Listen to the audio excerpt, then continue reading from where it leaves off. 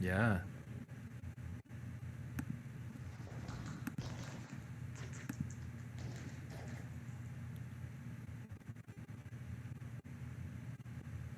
Do you need this window open, Patrick? Oh, hello. Are you? Oh, you're moving in the camera, not moving the camera.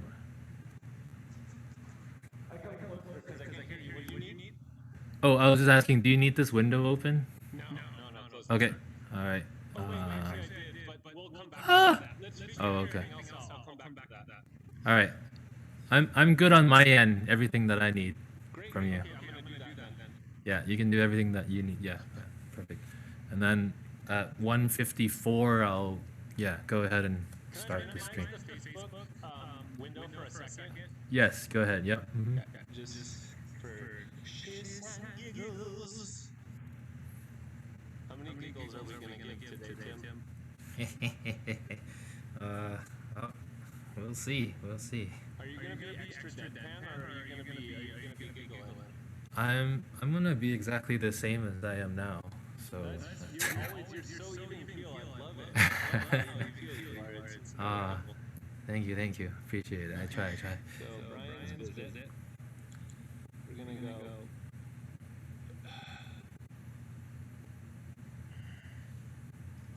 So you control these media sources, right? Yeah, I believe so. Yep. But it's good to load everything in, so we're not like fumbling with the Finder folder or whatever. Right. So yeah, what you're doing now is great. Yeah. The thing works, and then now we're feeding the thing. Yep. We built the machine, and now it's happening. Yeah. Oh, Man, the audio from whoop. Uh-oh. You know what? That's okay. We'll put it in sideways. Okay. It's just like one extra thing. Whatever. The audio from Melissa's is beautiful. It's so good. Awesome. Yeah. So how do I make this drawing? Where does it appear? What's that? How do I change where this drawing, where does it appear down in the workflow? It just hasn't appeared yet, yeah? Oh, weird. Is it lagging? Oh, that's just you're on Brian's scene. That's why. So if you click on Melissa's scene. No, I'm adding things to Brian's scene right now. Oh, you are. Oh, weird. Okay. Let's see.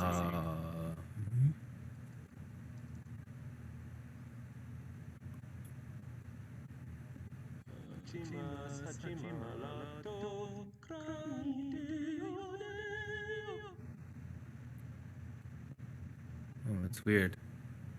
Did you max out on? No, it's there. What happens when you change scenes and come back? Sometimes you have to refresh this transition thing. Right. Yeah, but There it is. yeah.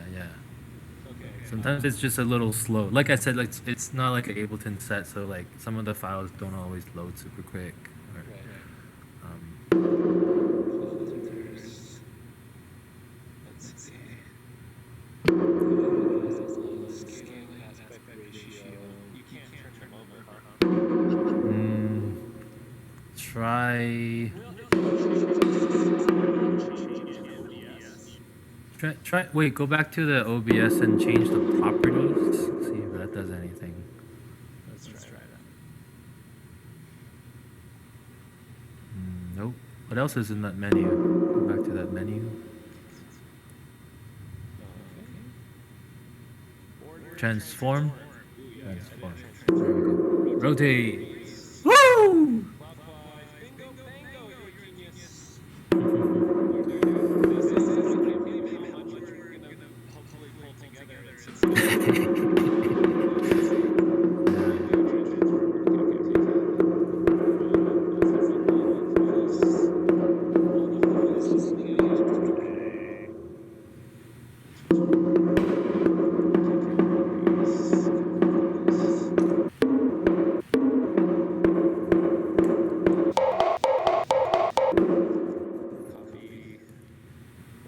Keep going. I'll be right back.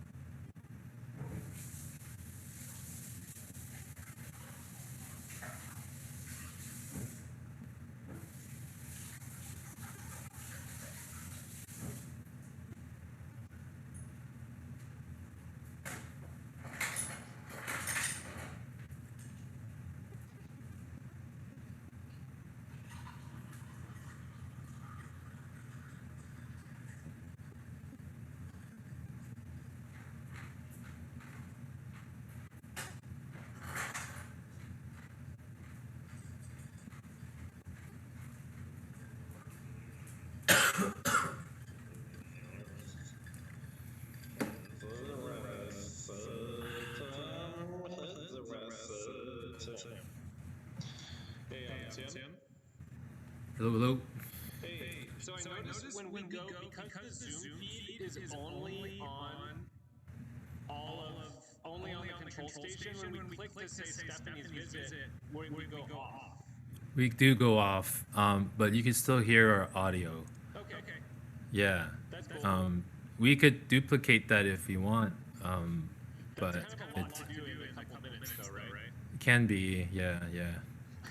It might be nice if we're not seen all the time. Yeah. I think that could be nice, because then, like, if you're hearing us all the time and seeing us all the time, then it's just about. Tim.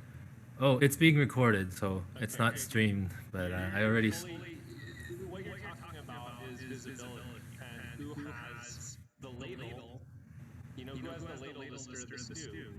Yeah. Yes. You know? Totally. Yeah. No. It's very political. Yeah. We never use that word, but it's good. It's good. It's you know, who has the ladle to stir the cosmic stew. Yes. Indeed. All right, I'm so glad we're doing this, Patrick. I'm so glad we're doing this. Dude, me too. Okay, I want to wheel. Just follow me here, Tim. Tell me. Yeah. I'm gonna take you to a vignette that I set up. Okay. I'm gonna just see if it works. Just All right. Yeah, we got it like 3 minutes or something. So if there's anything you wanna. Yeah. Okay. Any other questions? I think. Another thing is when we start streaming, this will be the opening screen, and they could hear us, but they can't see us. So I think that's pretty cool. So we can kind of just hang for like 5 minutes, and oh, there's my alarm for 1:50. But we can just, like, when 1:54 hits, I'll just press this button and trigger this, and we'll basically what? Oh, hello. Yeah.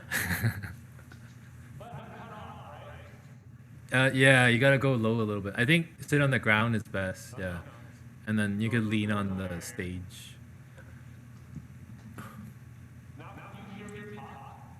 Yeah. Yep. Yeah, that's better. The framing is better that way. But you can hear me speak. Yes. Yep. Or if you kneel and like sit like this. Okay. Or So that was just a test. That was just a test to be able to roll the cart. okay.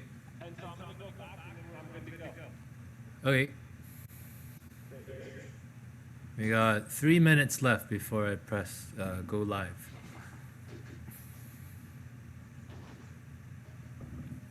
And they won't be able to. We'll still be like kind of weirdly preparing. What's that? We'll still be weirdly preparing. Right.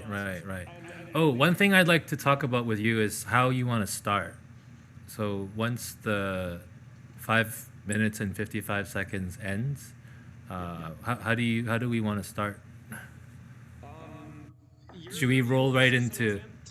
Yeah. You're in here with me in full window. Now we're not in the same space, but we're in full window together. Okay. And so I guess I don't know if we want to address that or if we want to just. I mean, I can start with the puppet. And just Do you want to do any intros? I guess I'm saying like hi, whatever. Thanks for watching, blah blah blah. Or do you want to just kind of keep rolling, like the way we're? Do you think that it would be good? Just tell me what your directorial advice is on that. I don't actually know. Maybe like a 20-second intro might be good.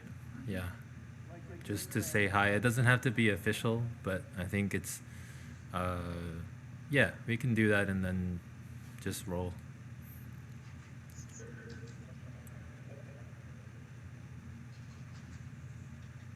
Oh, one more thing, Patrick. On the live stream for Facebook, did you want to put some text in there?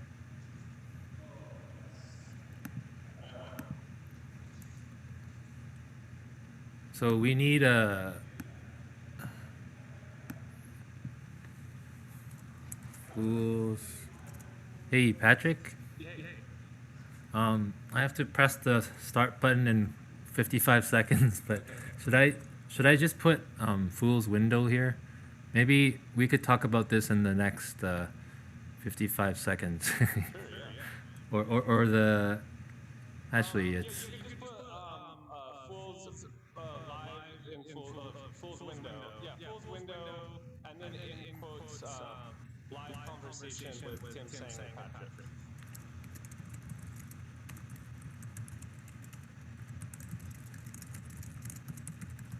like that. Yeah, that's great. Okay.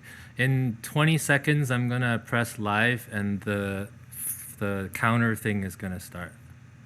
Okay. So yeah. Oh sick.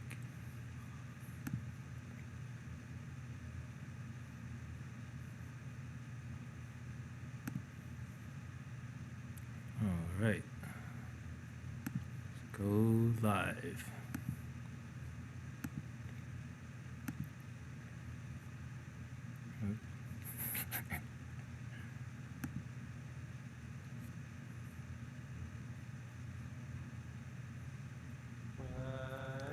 All right, I think we're live.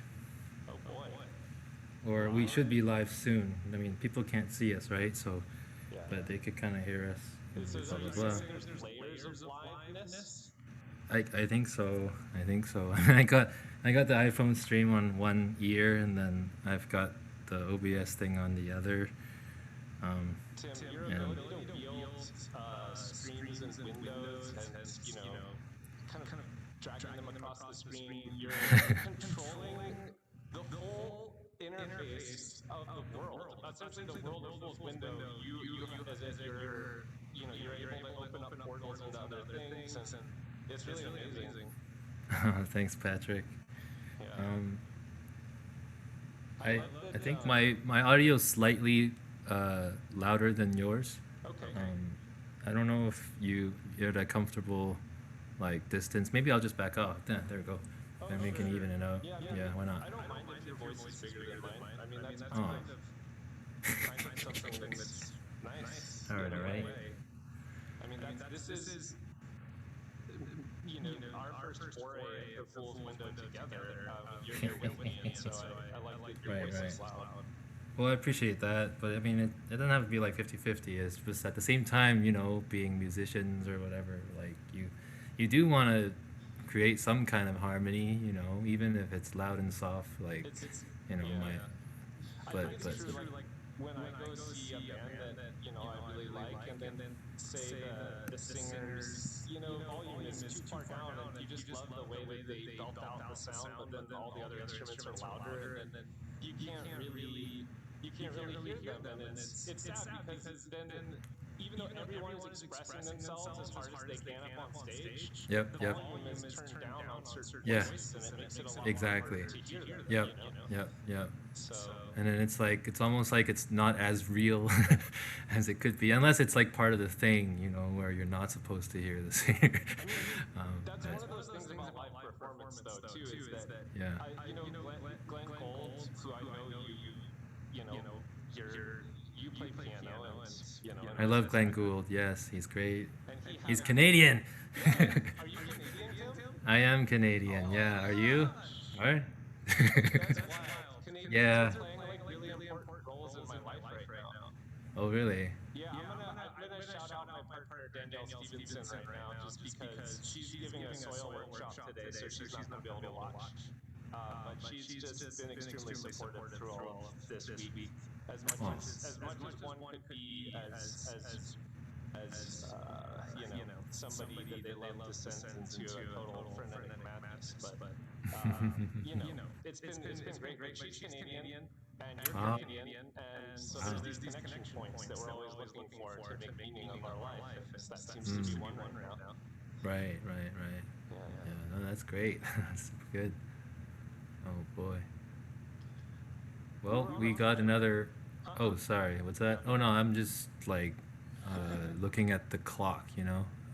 Got another 2 minutes, and then we'll sort of pop into view. Yeah, I it's funny because when we were preparing for this, we spent hours on there, and I honestly went way further past what has normally been my fatigue point in this time of many windows, you know? Yeah.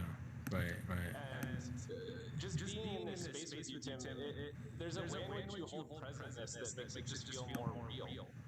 And Oh, thanks. it has caused me to ask this question: is there ways that our presence can extend through windows that normally kind of act as gatekeepers to our more ephemeral and presentness? And That's you good. can kind of at least propose one model for just being immensely present, for how to kind of meet that challenge. Not necessarily like combat it or defeat it or whatever, but it's like you meet that challenge with a particular ethos, which I find really, really powerful, even though extremely understated. Well, thanks. No, I mean I've never heard it put that way before, and I appreciate it. Well, yeah, I just a big part of this. I think maybe we'll wait a little bit to talk a lot about Fool's Window, like until we're live. But yeah. Well, you go ahead. I mean, you can go right ahead. I mean, this will be part of the video too. You know, it's recording and it's streaming, so why not go for it? We're live. Just be an anonymous voice for most people. I mean, there's Yeah. not a lot of folks through Automata that I haven't ever had the pleasure of speaking with and learning from, and and so I'm so excited to be part of this space and to get to meet you, but the whole kind of ethos of Fool's Window is about that. It's like a nexus point, like a way station where hopefully through symbolic resonance and theater that like collaborations can form and people can meet and really exciting new forays into mediums we never thought we would use. Like for me, I would never live streamed before, ever. And then just through your tremendous groundedness and the gravity with which you hold yourself, I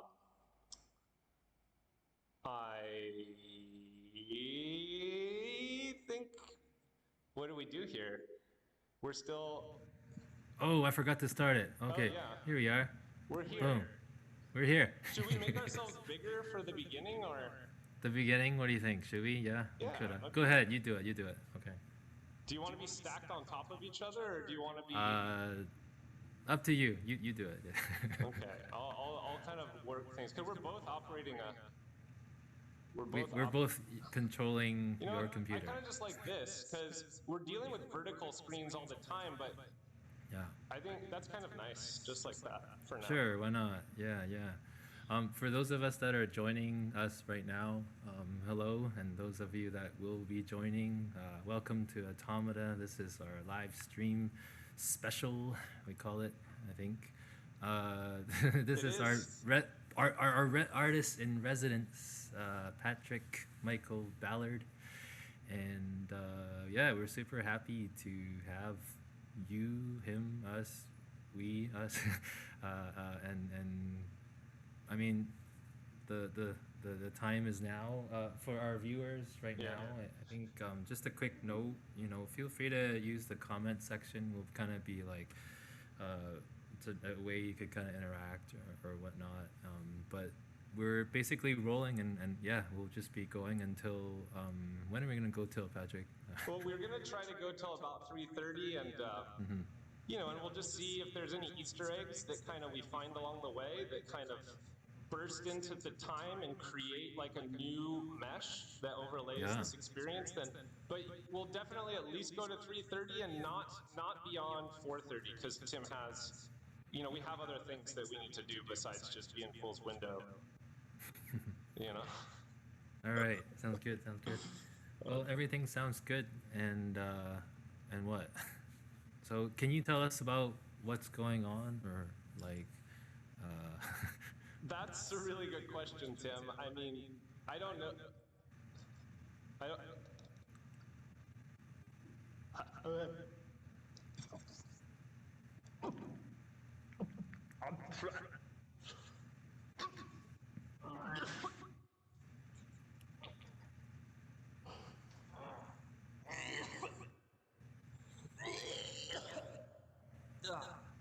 Are you okay?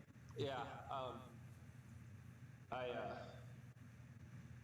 Yeah, I just pulled something out of my mouth, but I don't know that I could fully tell you exactly what's happening. Oh, I like that. We're at Automata now. Yes. Yep. I don't know what I could tell you what's like actually going on right at this moment, because this is like an entirely new space for me in terms of live streaming and all of this. But as far as Fool's Window at Automata is concerned, you know, I have this kind of collection of objects here that I've kind of been working on assembling for probably, you know, between 10 to 7 years. And some of which just kind of happened. Like, for instance, here, I'm going to run and grab one object that just kind of happened.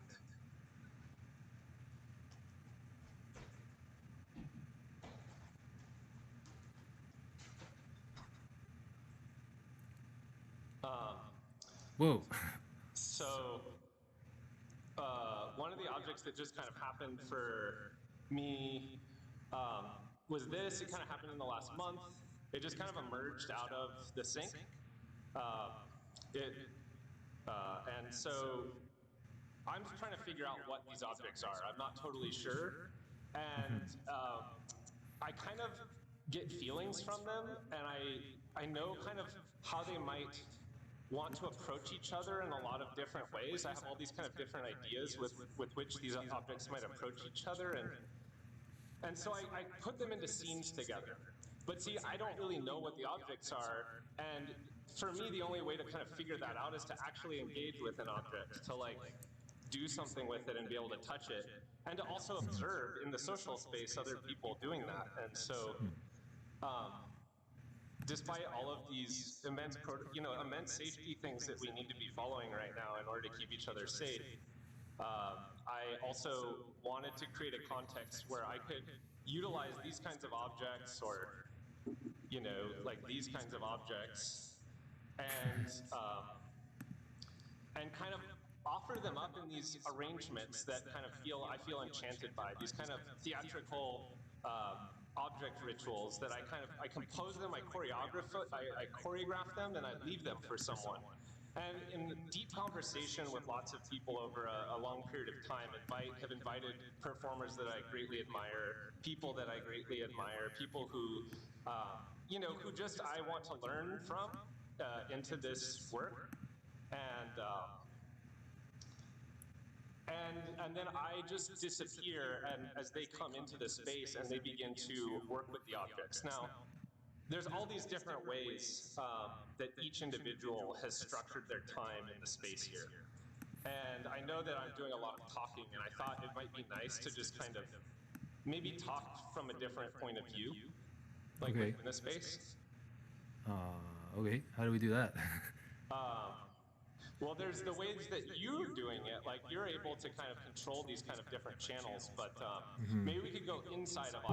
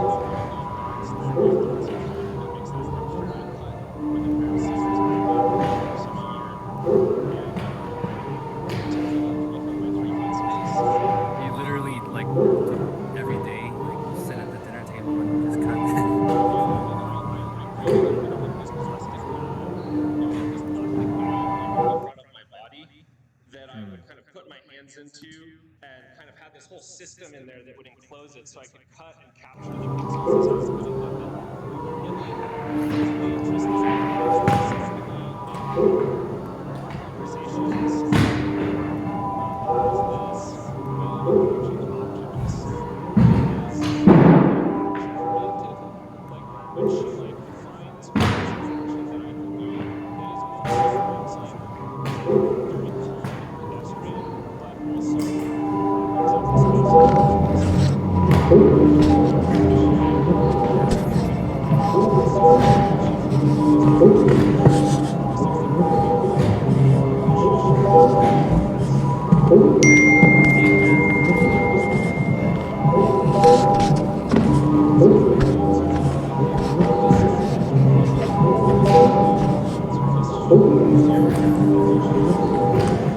Let's keep flipping it.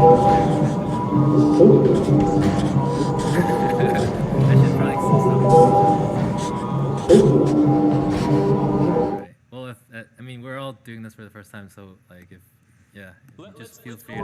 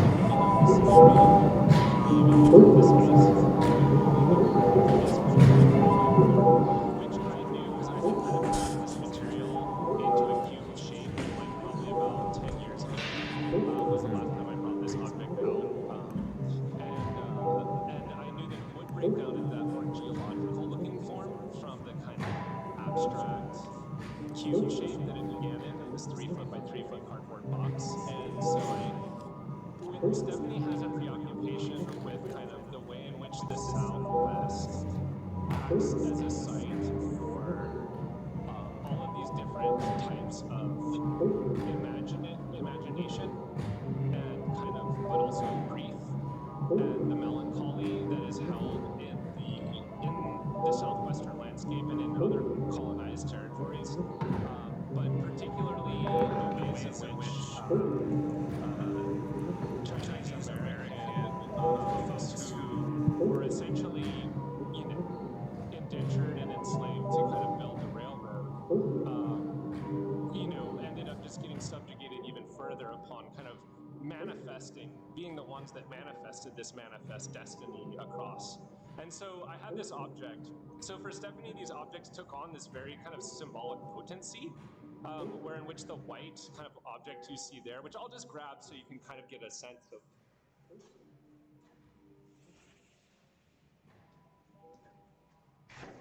So this is the object, and it's kind of a rubbery, and when you bring it up close to the camera, it kind of also makes this nice graphical framing potential device with which to, you know, talk through or just be about. But so Stephanie kind of elaborated her relationship to that, and at one point she was sending me footage, and I was just shooting back these kind of immediate autopoetic interpretations of what she was doing symbolically and kind of like in the way that things were beginning to signify when they came together in that way. And so clearly the kind of pixels became this landscape and this kind of object right here became this. Now you can't see what I'm doing right now, so so this object right here became like this kind of territory, right? So she laid it down like a line and then used it and began to sweep tens to this like kind of landscape like sculpture and kind of fill in this drawing that she made with it on the ground. Which like immediately all these ideas started erupting in my brain. I actually didn't even think of that. I didn't think of anything in terms of how these objects were going to unfold together before she came to the space. And anyways, I just found that through the way that she elaborated these kind of very kind of calm actions on her roller skates, mind you. She was on roller skates for like 5 hours in the space, just rolling around and around and around. And I didn't necessarily, I don't know that I mentioned this to Stephanie, but there was an audio track just looping in the background. I had been watching, like 10 years ago when I made that kind of pixel material, I watching a documentary about like Andy Warhol, and there was a he said Fruit Loops in the scene in the grocery store, and there was this really nice kind of almost cartoon-like music like playing in the background, and I really loved that music. And him just saying Fruit Loops and the way the music synced up with the rhythm of his voice, and so I just excerpted it and looped it for like 8 hours, and that was just playing in the space like all day, and Stephanie never turned it off. And I think if you go back to that GoPro footage, she really got into like building this roller rink, this kind of speculative, this space of speculative maintenance, almost like sci-fi, fantastical, like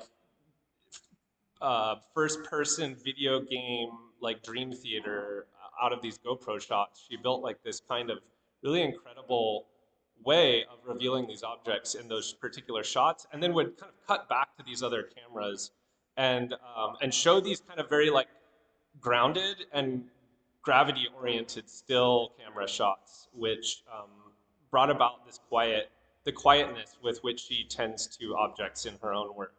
Not like quietness, but a kind of calmness and deep kind of intentionality with the way that she kind of approaches objects in her work. But yeah, so that was Stephanie's visit. What I don't know, Tim. What do you? You're looking through this footage too. Some of it you might be seeing for the first time.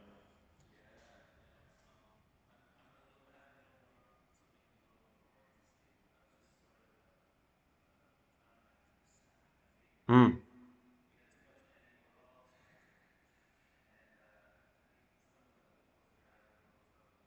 Oh, okay.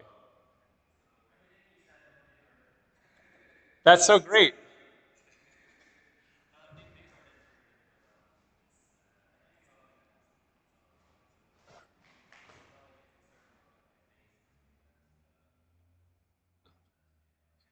No, I mean, you're doing an extremely difficult job, Tim, and you know, yeah, you're putting me kind of there. You go, because you're here with me, and you're sitting in that kind of the potential of the green.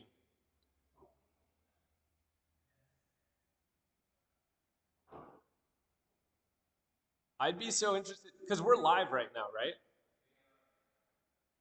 I want to talk through, I just want to be able to present what all the collaborators did when they were in the space, and we have little bits and pieces of all that. But I also have all these objects here, and I'm super open to, presenting them in a variety of different ways as well. And so, as people are kind of logging into our stream, if there's if you're wanting me to shift away from kind of talking about all this obtuse stuff, like, Okay. we can do that and just kind of go more into some concrete, like, object explorations and things like that as well.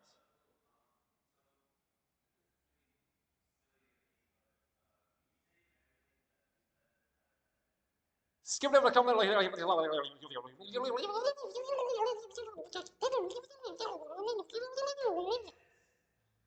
Okay. Okay, well, basically in the last 10 minutes, it's funny because I was going into this like rant about how awesome Stephanie is and the ethos with which yeah, so the ethos with which she brought to the work. And they saw those videos though, correct? Yeah, so great. I don't want, I'm trying to like, I'm learning from Stephanie and also talking about it because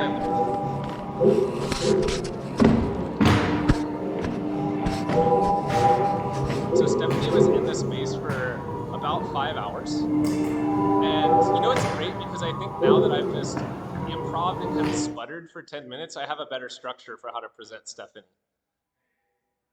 Yeah. Can we just switch back to an image of me real quick? And then just because I just want to show, because we have, and I wonder, did you fade in? Did you fade in the automata? Okay, I want to sneak it out real quick. Can I do that?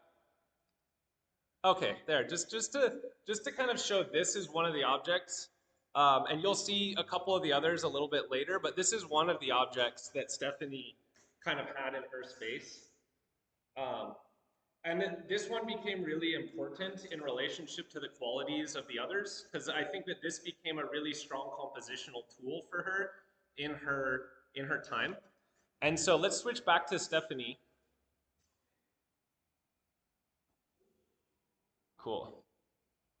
Yeah, and you can just, as you want to. You were No, I like it when you're just kind of you're like just clicking and you're just navigating, and I'm just kind of trying to follow. Yeah, I mean, it's exciting because you get to make cuts live. Well, so right here, one thing I noticed was that Stephanie came very prepared with 3 different kinds of cameras, each of which we're going to shoot a very different kind of footage.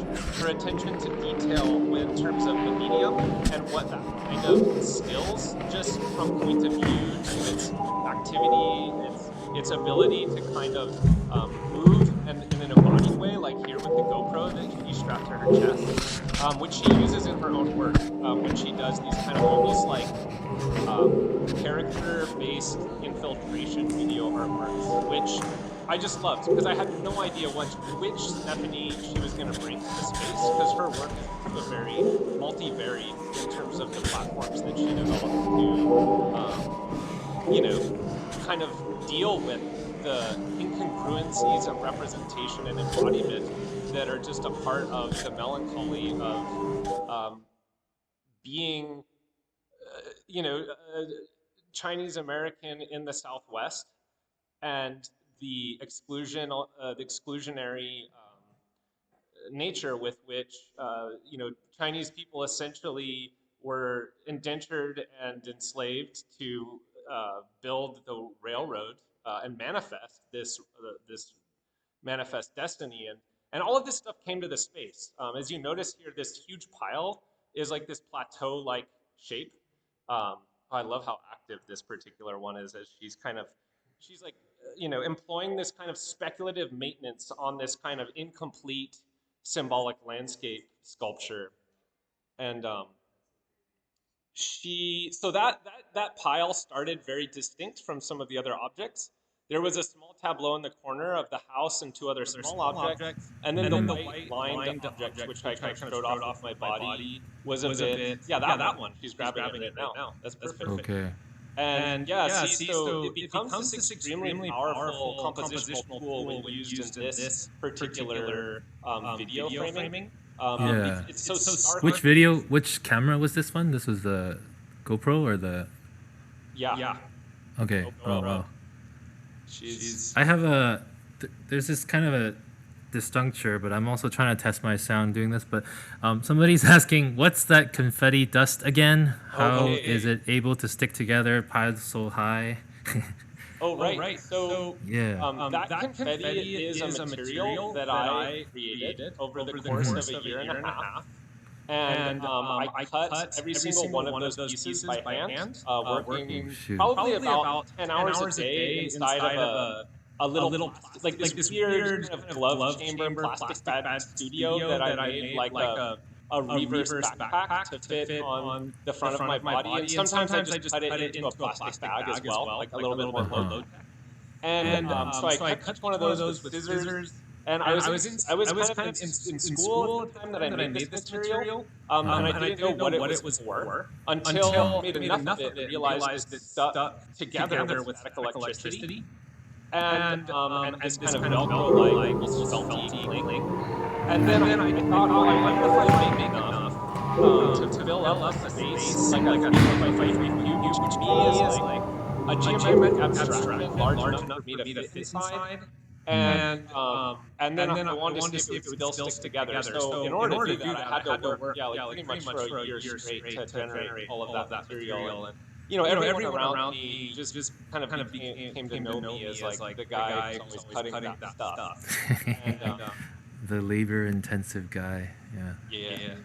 Oh wow. But yeah, so that's what that stuff is. But there's this little story. I know I'm talking so much, Tim, and you can like I want to know more about what you want to know about and what the other people want to know about. But I wanted this little story because it really shifted my brains. The first time I cast that stuff in place and it was a cube, there was maybe a 3-year-old who came to see it with someone that I knew, like a family that I knew, and they just immediately bolted right for it. It was in a nice cube shape, stuck together with, oh, here I am.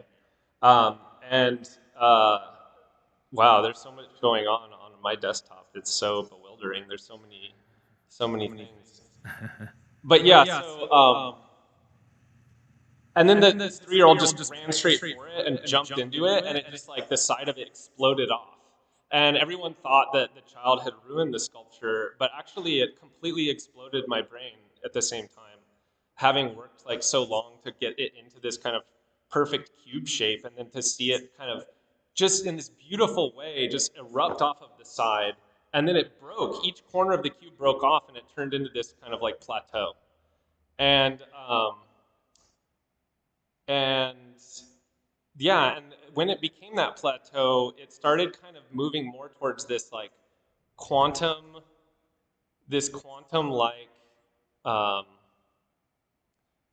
materiality signifier, but also something that you know deep down can rearrange itself. And there was something about such deep quantum modularity that I wanted to offer to Stephanie, because that there's these levels at which landscape can just flatten out into representation.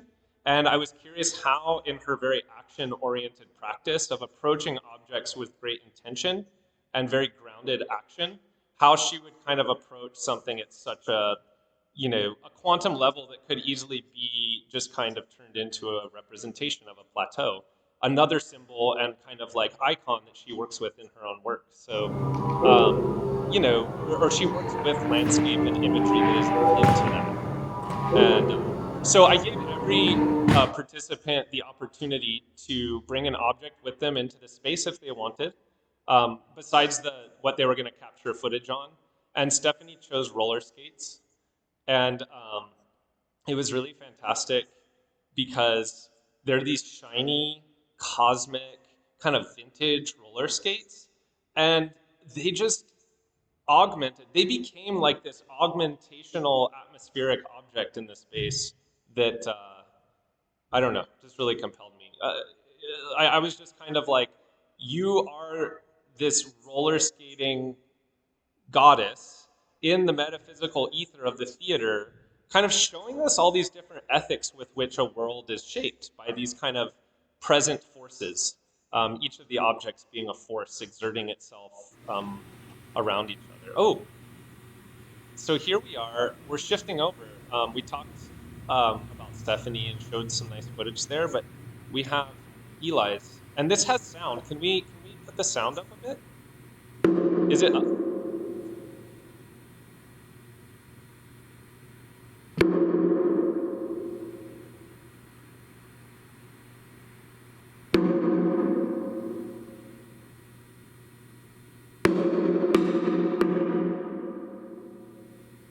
Okay. I mean, we're doing our best here, Tim. That's all anybody can ever do. Yeah. Yeah. It's fantastic. Great. Now, if I talk over it, can everybody hear me? Is there anybody who could comment on that?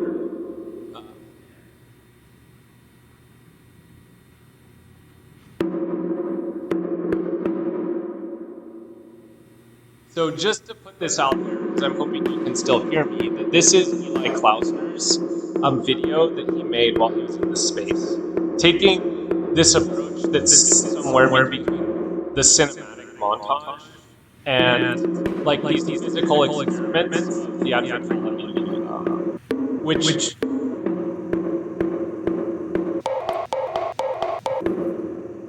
yeah. One thing, Eli is a person that really chooses his words carefully, which I really admire, because they just spill right in my mouth and I can't even stop it sometimes. And he's a person that is really kind of wants to take, build this space for agency and kind of really kind of comes in a very kind of like centered way and like immediately had an idea. We didn't necessarily talk about it. I just when he came in, we checked in. I said, Are you need anything? Can I offer you anything in terms of support, direction, or not like directing, but any kind of directions that you would want to bounce off of me? And he said, no. I know I think I know exactly how I want to get into this, and then we'll see what comes out of that. But after a very long time in space, we ended up like having a conversation, and I'm kind of sealed in different areas of my world, kind of communicating remotely with these performers and collaborators as they're in space. And Eli said that something he's really interested in general is this kind of way in which sound in montage can act as a document of what's happening in the montage, but the way in which the montage itself, the editing process, can sometimes augment the atmospheric sound. And so he wanted to kind of set up this situation where you feel like you're literally watching a document, and then slicing footage into climax as we're about to kind of witness. Yeah, And yeah. there's this term that I learned from the artist Michael Richards, who is a dear friend that I really admire, and he said it was called Joe Haku, which is a Japanese term that means kind of like this sudden rise in action and then the end. And it kind of like describes the way in which things happen slowly, slowly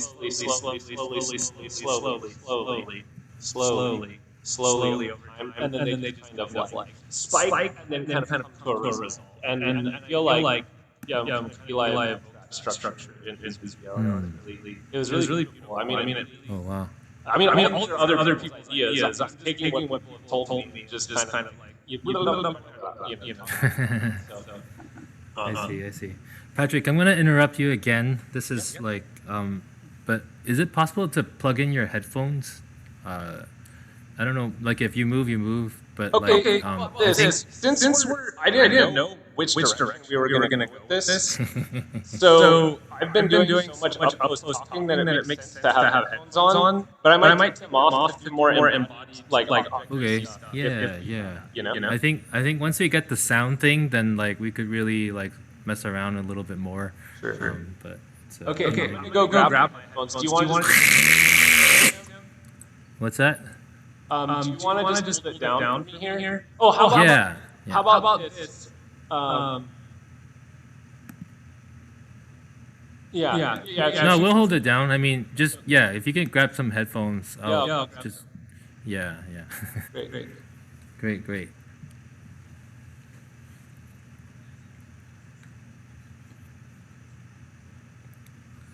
Sorry, everyone, for the sound woes.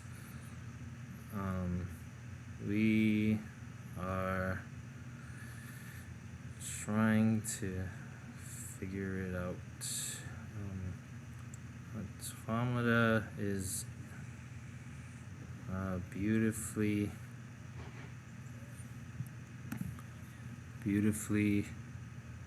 echoey space, which sounds awesome.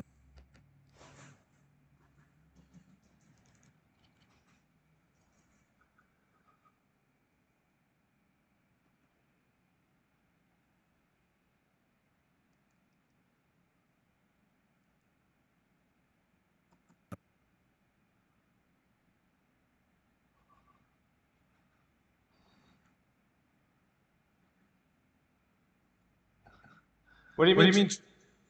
What do you mean transition? Oh. Okay. Maybe I should shrink down a bit.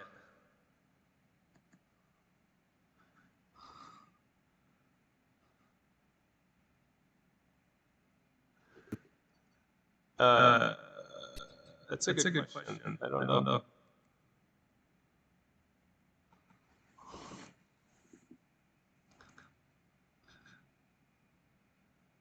Are you typing something, Tim? Can I do something?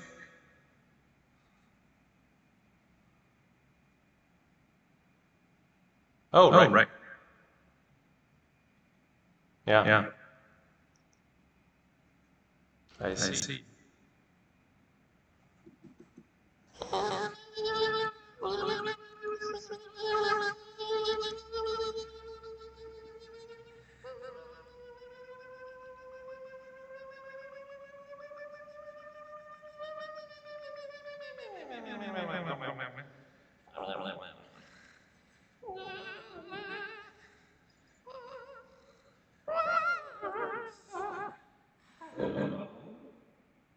Yep. You speak one syllable at a time. I love it. The cadence of your voice is so soothing.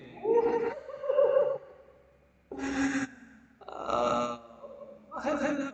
Hello, Automata.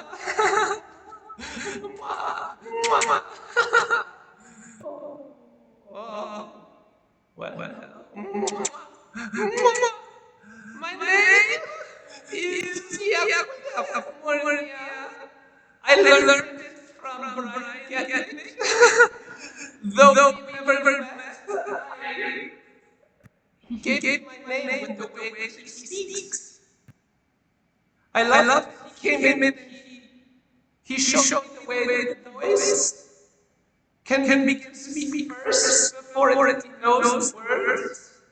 And now this is my name, and I say it different every time. Every time.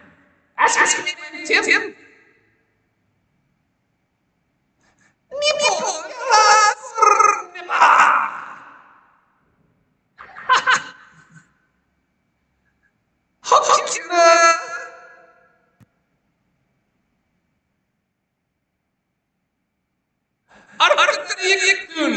There was a really long space in my mind that time.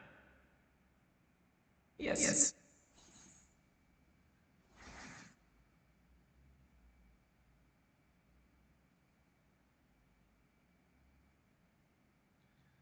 Well, perhaps we need a different frame to understand.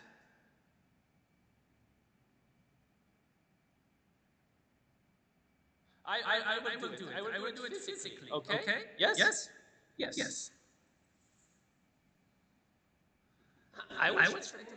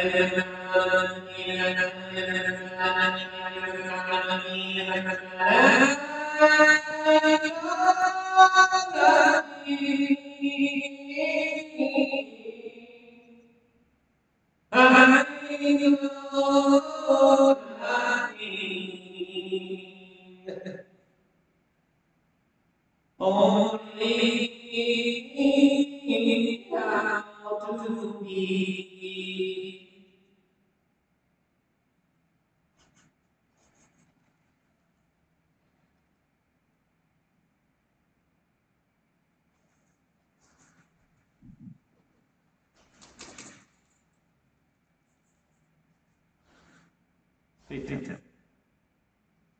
Now, could you hear any of that? That's okay. There wasn't much that was intelligible.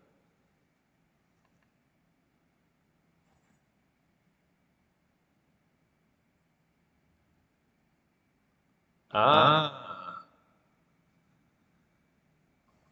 This is what we're talking about it. I mean, there's a lot of room for mistakes.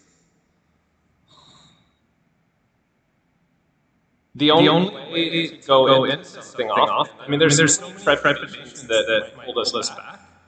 And I mean, a huge part of this project is also that all of the performers couldn't know what they were going to experience before they came. So there was a deep talking about ethic, an approach, a way in which the interests of each person and what they were like passionate about in their work, and even just ways in which intuited that could. Oh look, we have our friend here, and our friend here is. Let me bring it down. Well, so these are some flowers that I picked behind my mouse. In the Eat Canyon wilderness, they had fallen off of. I didn't pick them. They had fallen. An entire branch kind of been broken out by a hiker, and they were just laying there. So I just thought they were nice. And because they had already fallen off, I wanted to kind of bring them into my home as a reflection of the landscape in which I live, so that I could kind of remember the beauty there. And I made this tiny sweatshirt. And I wasn't sure why, but I did it a few years before. And then also, there's some details in these objects and in these kind of constructions that even some people might have been in the space for hours and not noticed, such that, like this ball right here, which is soft, can come out of the sweatshirt. And on this ball, I numbered, I don't know that you can see it, but I numbered every single divot that was on this ball with numbers from 1 until however many there were. And I can't remember how many there were. I can't find the numbers anymore.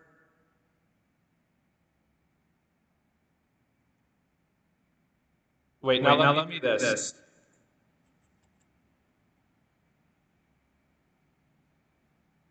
Because there's ways in which numbers just hover on things, and they become this mesh we apply to our reality. And then that's a lot more valuable sometimes than what we think. For me, numbers are just constantly getting switched around in my brain all the time. So I think this was just a way of honoring like the way somebody's like, hey, this is one of something. But then there's like 300 something other something on this thing.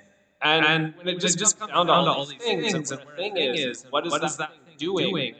Why are you talking about it like a thing instead of what it's doing? And all of these kind of confusion, these things just really confuse me, Tim. And there's ways in which other people can sometimes bring a lot.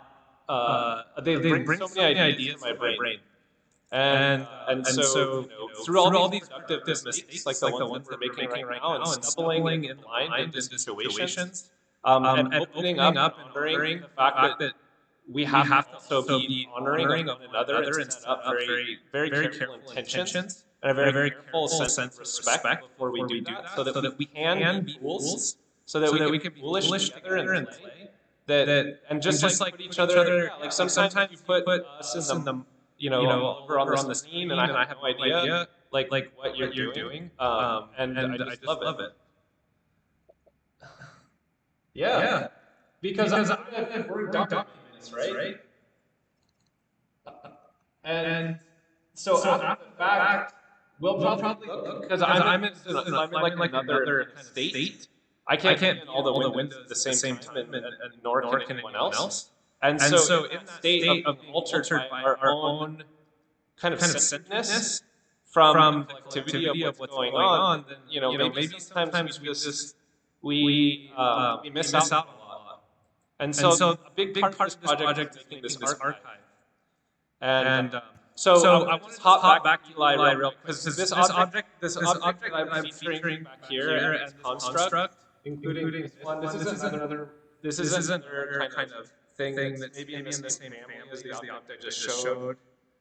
And it's hanging on this woodsy sculpture thingy above here.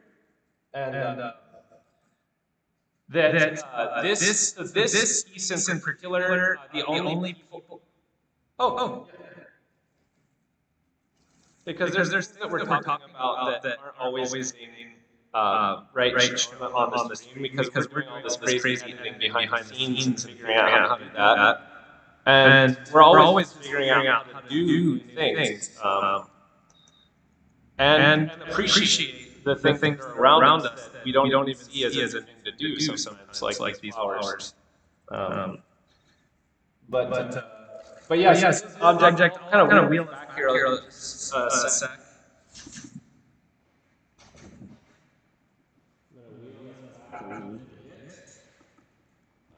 Here we go.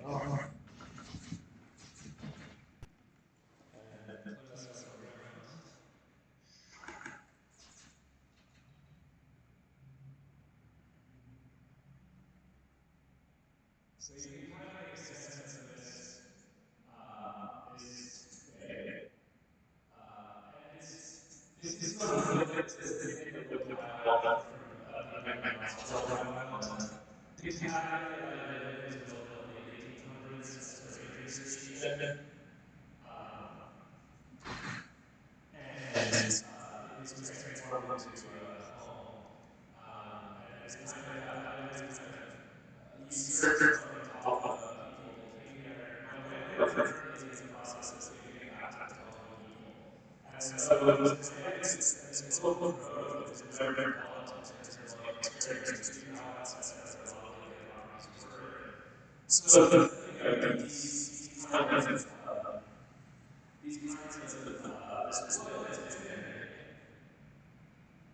Oh yeah, sorry. I just want to show that for a second. I'll come back here. Okay, let's come back. And because this was the reason why I'm talking about that is that Eli and Melissa are really good friends of mine. The fires caused me to have to vacate my studio in my house, just out of worry that it was going to be just too much to handle when I'm trying to pull all this together during my residency.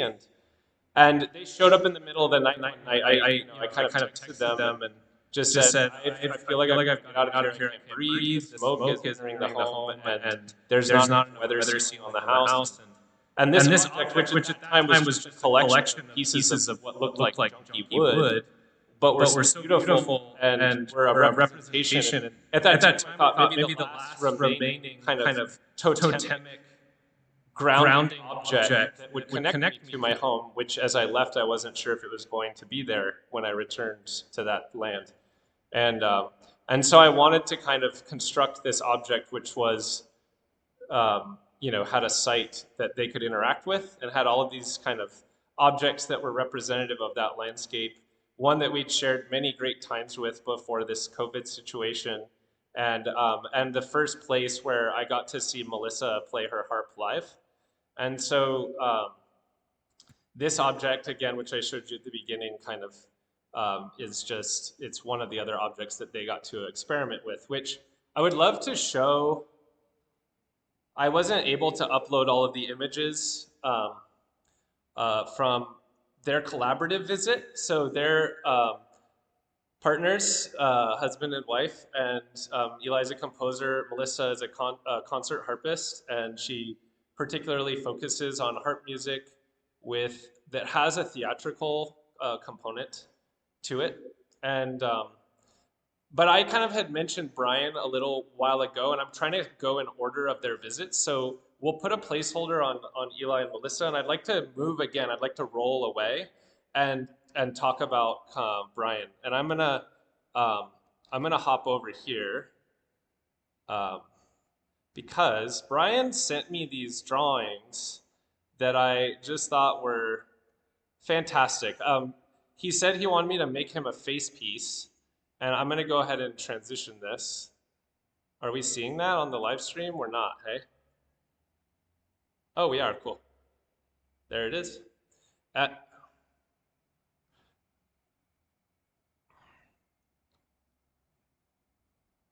Yeah. Well, anyway, so yeah. So Brian and I had been in conversation. Brian draws. Brian makes objects for long periods of time, like me, with a variety of different materials, and then he has this deep movement, voice, sound, embodiment practice that he, is all very calibrated, just as calibrated as the depth of his objects. And he asked, well, when we began, he had a very structured and intentional kind of way of approaching this. I said, I want to know nothing about the objects that are going to be there, but I do ask one thing, and I ask, can you make me a face piece to wear as a mask, which is very appropriate during these times of COVID? And so I told him, of course. And then time just kind of elapsed, and things were in development, and all of this chaos of the fires and other kind of, personal life things that make, life challenging sometimes, came into the fold. And then we returned back to it kind of this on the Saturday before. I knew I was going to make him a face piece the whole time, and I just we just kind of collaboratively worked out that he would send me a drawing as a kind of generating force, and then from that.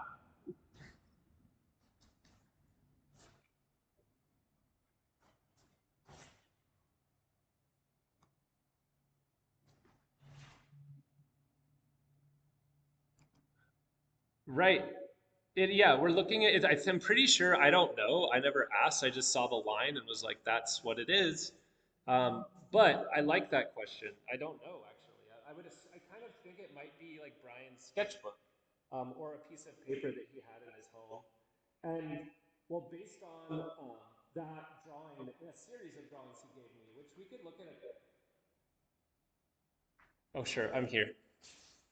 Okay.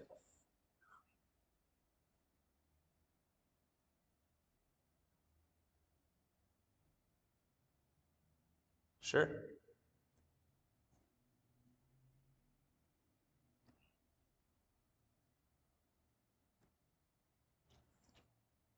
Okay. So here I am.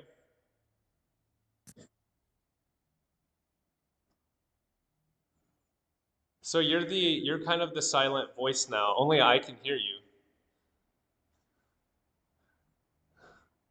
You're hilarious. You guys, Ti- Tim's way of solving the problem is to just take up a vow of silence. And we talked about the fact that now he is just the voice, the hidden voice inside my ear that will kind of speak through this. Here was another drawing that Brian made and sent, and he sent me a collection of drawings, all of which then I wanted to respond. And I love the line work on them. I love lines I draw. And so am going to show a kind of what that turned into with a clip of Brian coming into the space. Let's see. Okay. Now is that live there? Okay, and I'm gonna, oop, no, I wanna move just the drawing. I wanna move just the drawing though. How do I do that? Because it's blocking Brian. Okay, we're gonna put the drawing down there. Okay, so here Brian has come in, and we cannot see the mask that I made for him yet. But he began immediately by putting it on to mask his face as per you know, a COVID protocol in the space, but also as a way of kind of immediately descending into another space. And and so he began with these very subtle movements, some of which I clipped out, and I kind of got to this practice that he began of this kind of like moving, kind of like undulating with the arms out.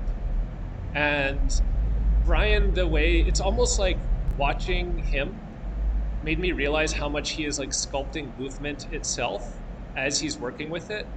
It's very haptic, like almost like this malleable haptic stuff that I don't know anything about. And but I like what like when you see someone else do it, then you start to really you can almost intuit the way it's feeling. And one thing was I had never worn this mask before, and I didn't want to wear it prior to Brian because obviously, again, you know, the times that we're living in, and I wanted to make sure that that was like a sealed thing and very clean. And so I never had the experience of what the materiality would do. Now, I wonder if we can pull this image of Brian like a little bit bigger so that we can get like a close up of that mask. Let's see. Because this mask essentially has this wiggly line. So like the mask became this drawing. And so the drawings came first, and then after the drawings, I responded to those drawings and synthesized it into this kind of this line. But then Brian has already begun to extrude the line because so inside of the line, this is a malleable line, and I will go ahead and demonstrate a little bit of that right now if we come back to the Zoom. How do we do that?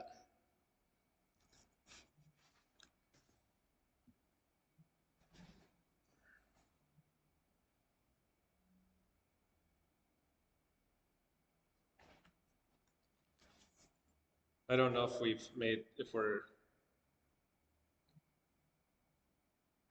I mean, we're working on it, Tim. Tim just said, I just said, I don't know if we're, and then Tim responded by saying if we're made for this. And which is great because that's also a commentary about creation, the concept of making things. I don't know. I'm just taking what you're telling me in my ear, Tim. You're just speaking to me like this voice in my mind. And Tim's, you know, so I will say one thing as Tim is working on this transition into the Zoom call back again, and that's that we decided, Tim and I, that we were really going to put this mainframe to the test. And there's so many different clips and images, and we might be crashing the system right now. We might be have pushed it to the to its limit. But that's okay. I mean, that's why we did it with great care and with a sense that like these are all things that we want to show and things that we want to express about all the people who came and supported this project. There we go. And so now we're in this space again. We were in a dark void for a while, and Tim was totally quiet for you guys, and I just kept talking as I do. And I'm gonna go off my headphones so that I can just kind of show this mask, and it'll just be quiet for a little bit longer.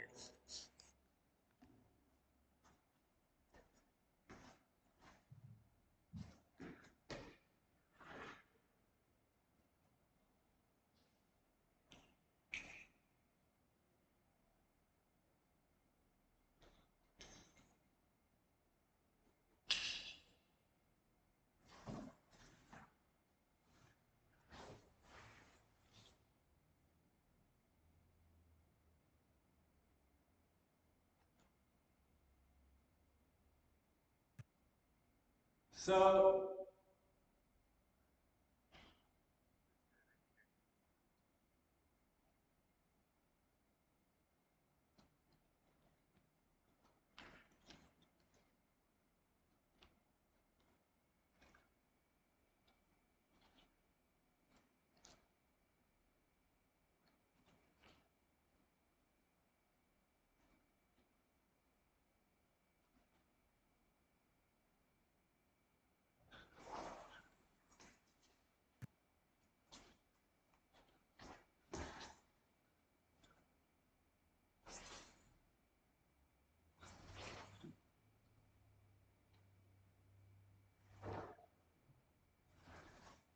So these are just some of my own experiments with the mask. I'm gonna try to get my headphones on while I'm wearing the mask, so I can hear Tim.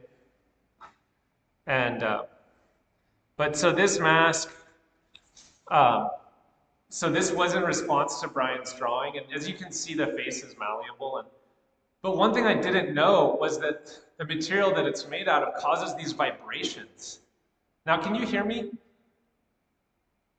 Okay, so it causes these vibrations which just almost feel a part of your entire head because of the way they kind of vibrate through this kind of plane right here. This kind of the line is vibrating through my head. Yeah, because of the way it jiggles. There's like almost like this metallic jiggle to it. And oh, right. Yeah. So the line it's all of these kind of different processes coming together. I made a drawing and then I shaped this wire onto the drawing and then it's coated in a variety of different things, which involve upholstery foam and latex, which is like what's used to make Halloween masks. But I've never quite seen a Halloween mask like this one. And so I just thought that it was a nice kind of way to pay homage to the materials. I don't know. I just like Halloween masks and the materials that would make them. And then there's like all this kind of movement that you can, depending on how you move your head, the drawing kind of takes on this other life, like as an extension of the body, as like a probe. But yeah, and so then there's that. And then these are the holes through which one sees, I suppose. That's kind of like this hole in the middle of this like nebula of as Tim asked if this is the fool's window, and I think that the fool's window is kind of, in the sense that when you are thinking in this kind of chain of metaphors that extends cosmically in every direction, then it's kind of like the fool's window is everything, just as everything is everything, but then everything needs to be something sometimes, because when things get out of balance, like this face, it's not legible as a face anymore. And similarly, when concepts like freedom are not legible anymore for particular groups of people and for particular societies and cultures, then all of a sudden that's when something needs to be a thing and it needs to be interacted with in a responsible and intentional way. And so there's time and space for the jester to dance around our minds and make us fools and destabilize things. And then there's times to remember. And so I guess Fool's Window is trying to find a way for these things to be held in balance, so that even when they're out of balance, they're still aloft and able to be played with and remolded. I think those are qualities I kind of want. I wish that society felt that way, and I think we can make that happen first at smaller scales. Oh, there's my hand. Wow, that was a cool thing you did, Tim. Anyway, so I'll take this off now. So this has a nice buckle on the back.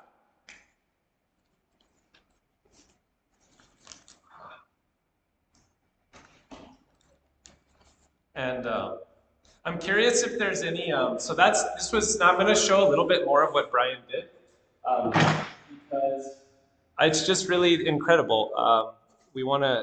He spent 2 1-hour sections. Let's do a different, let's try a different one. Oh, we need to, make it visible. Wait, I want to do a different one still. Because there was 2 sessions and this one was the second session. And so there were these kinds of different, oh, can we get sound? Is there sound coming? Because this, okay.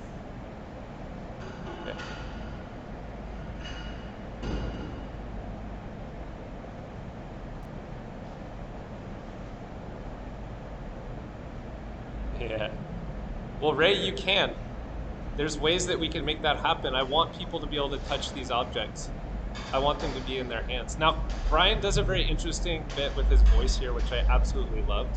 And he built this tableau out of objects, this walking tableau, and then kind of came through the space singing this incredible automatic song. Here comes to the garden, don't you wear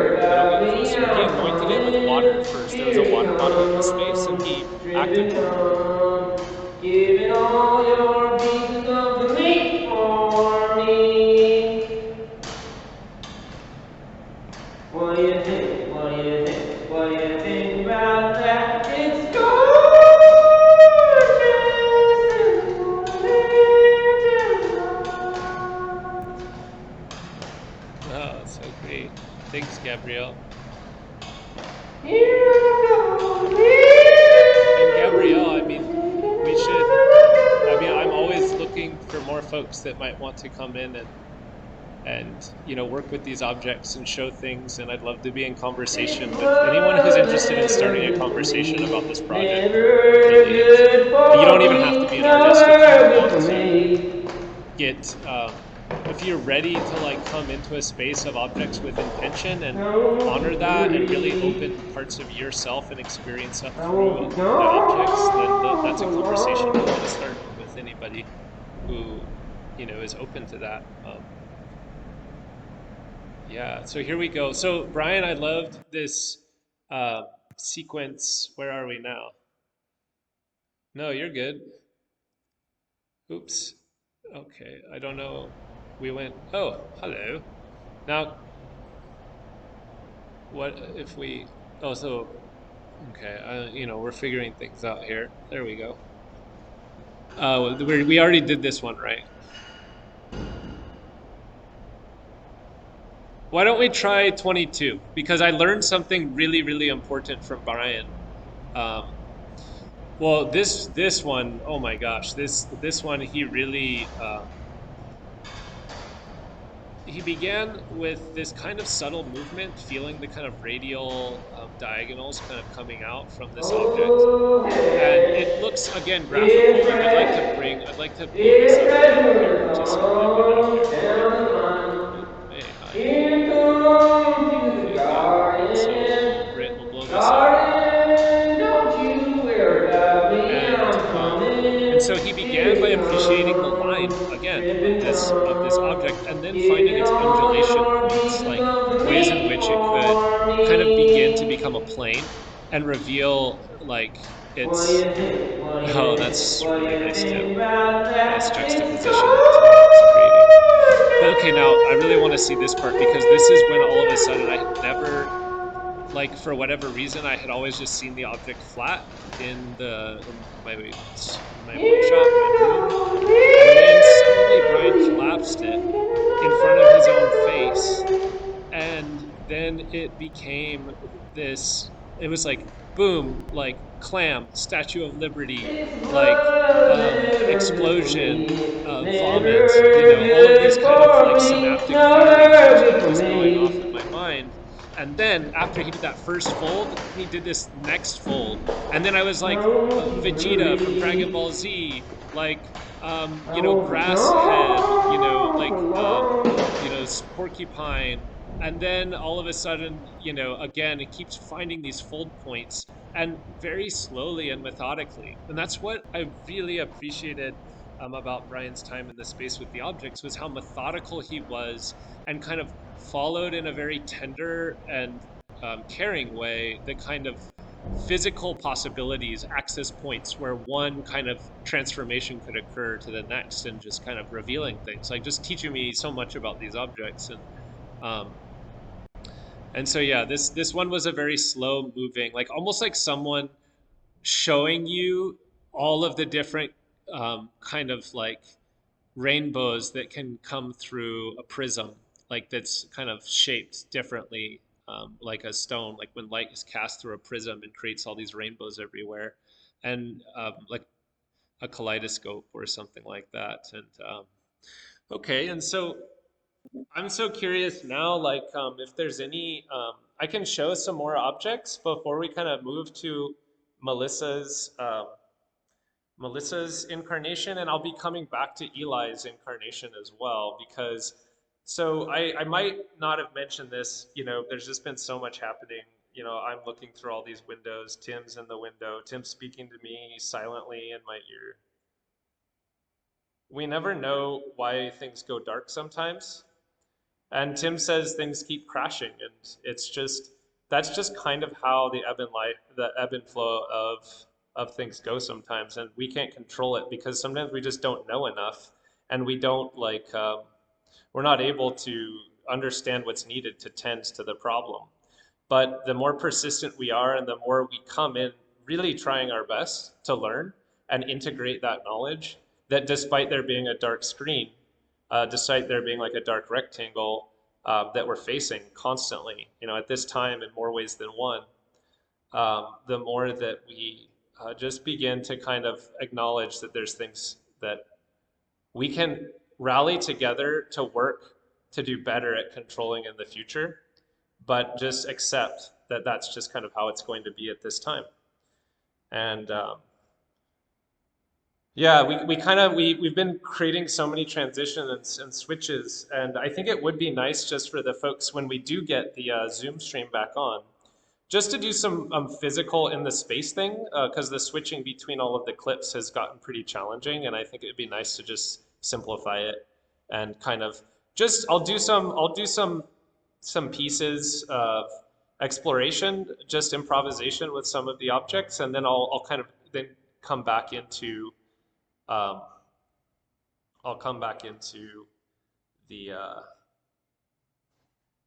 the documentation because I do want to return to the fact me, Eli, and Melissa so Melissa, I'll talk about that just a tiny bit before, since we do still have a black rectangle to work with, which is, there's a lot that can happen with sound in a black rectangle, I suppose.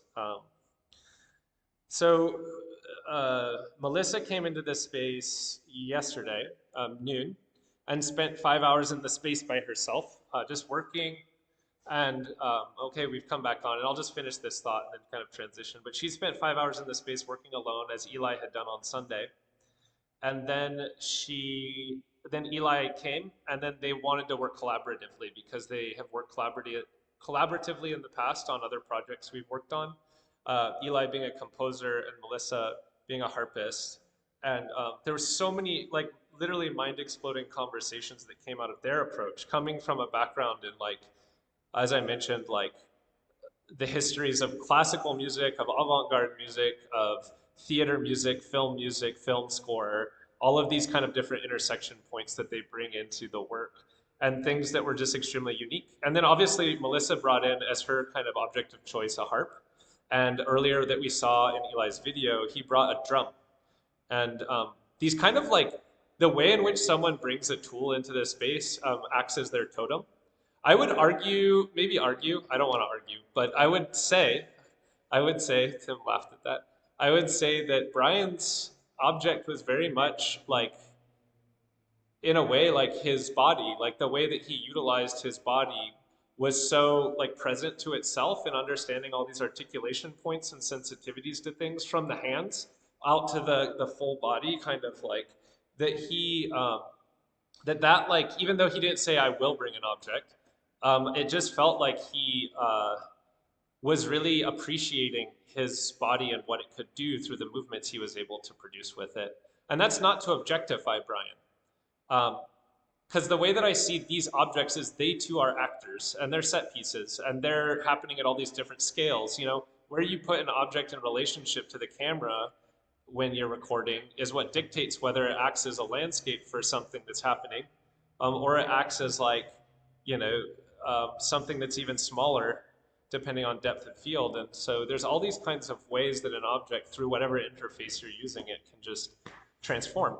And so I think that when I say that Brian's object was his body, that it's in a way where he and I both agreed that these objects are actors because so much care and time has been put into making them, that they need to be respected and treated like collaborators as well. And so that's that kind of, it's with that type of appreciation that we can go into spaces of objectification,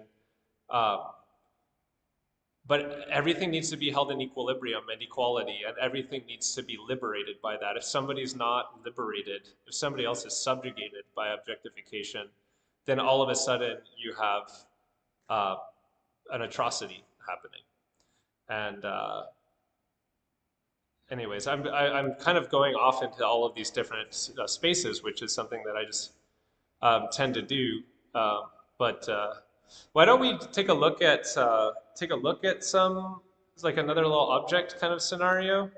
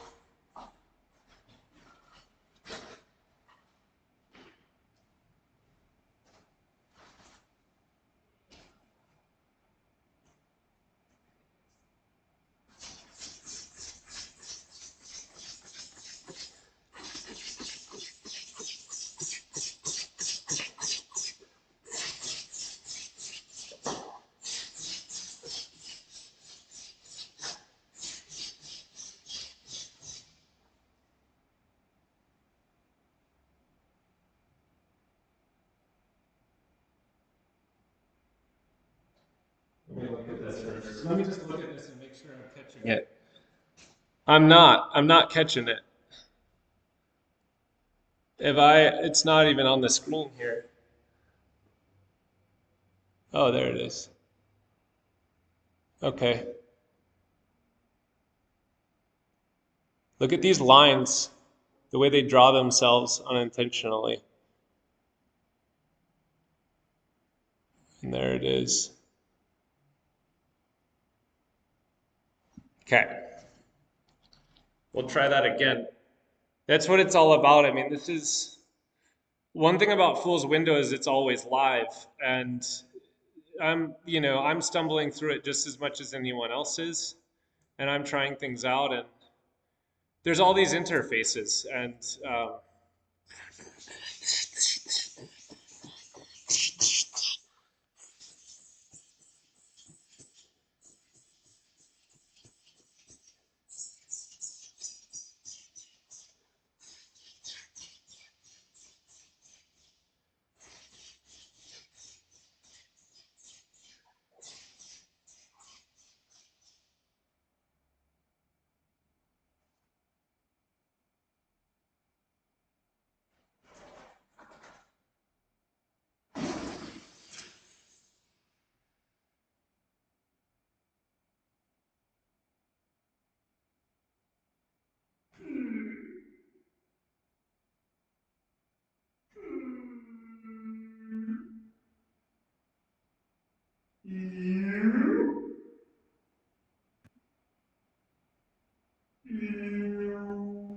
feel like a simple shape, a 2D shadow over complex space. Emotions swell and echo over meat that makes your face. Salty water from these forces you can't trace. And something comes when together separate. Dreams of total vision stream at night but then erase. In these forces from a place that you can't place. Edit tools cascade from layers seem to phase. On your face, glistening like a shape in your place.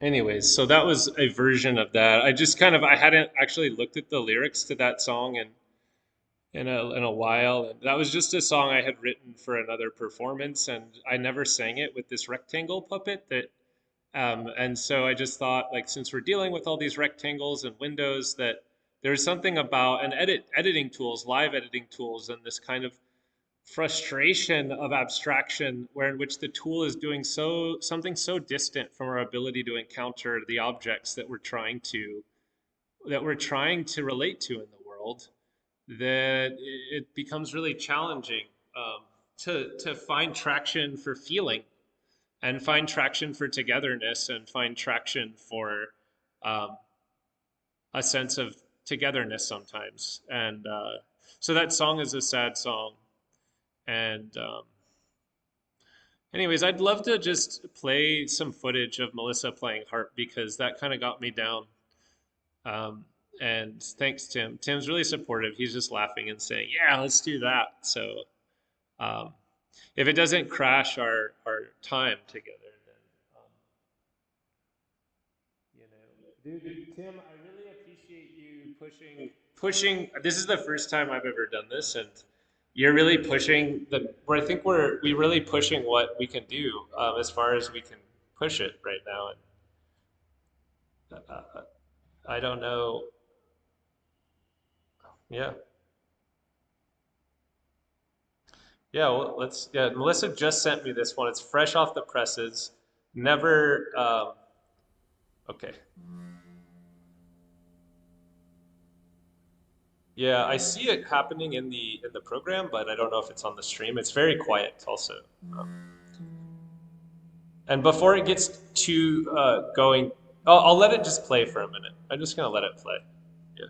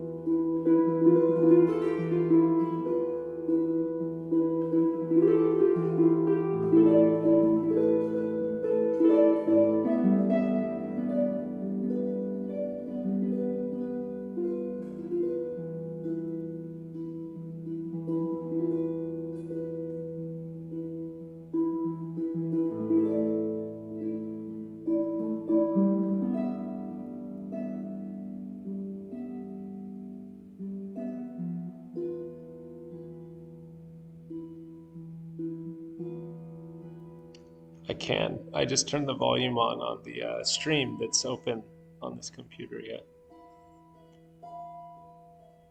it's beautiful.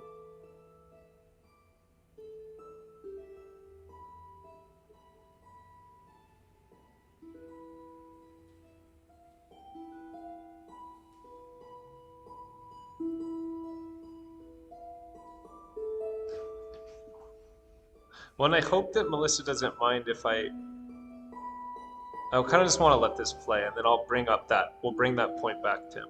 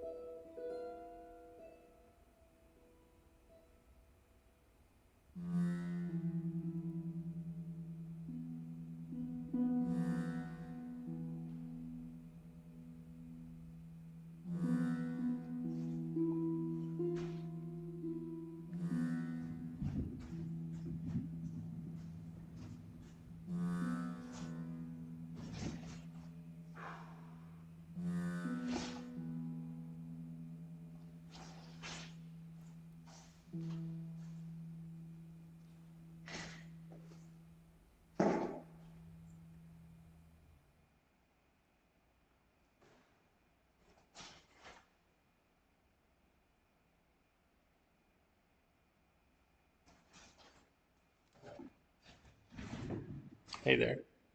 I'm just scooting around in here in the space, kind of wheeling around. But so Tim, yeah, no, thanks Tim. Tim's kind of still silent.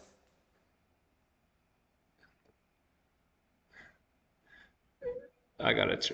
Okay. Tim's still silent, and he's being really funny, and he's bringing up points. He's bringing up points, and I'm trying to respond to them, but I realize nobody else can hear him, just because of the echo situation and whatnot. So one thing that he brought up was he said it's really interesting the way that the harp just kind of naturally melded into everything, and that brought up this point that was so incredibly interesting, and I did not know about that came up after Melissa's session last night with Eli and Melissa. Um, that the harp, it's this kind of object that's like really finely crafted, right?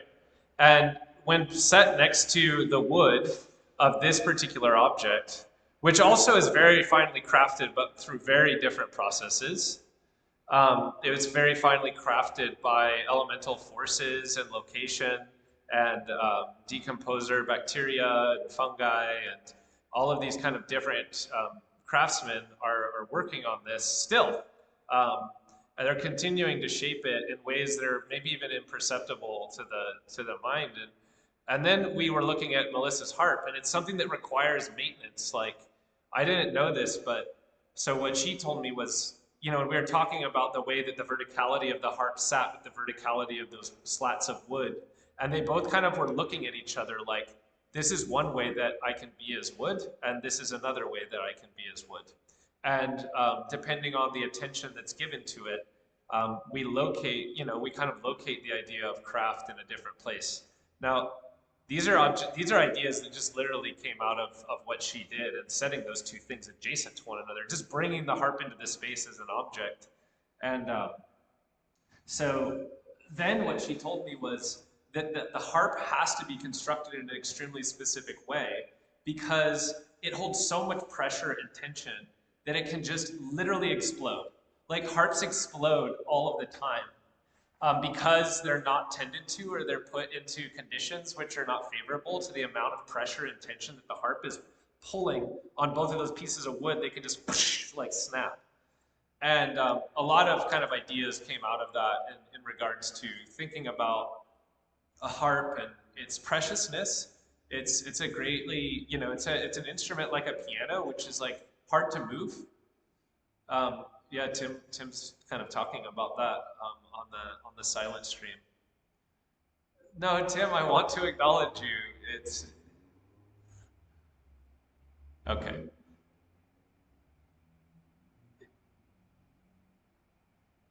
Okay.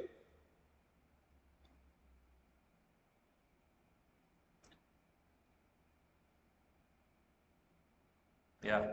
Tim's talking about how we both play piano, and inside of the piano is a harp that's laid horizontally, like like landscape orientation.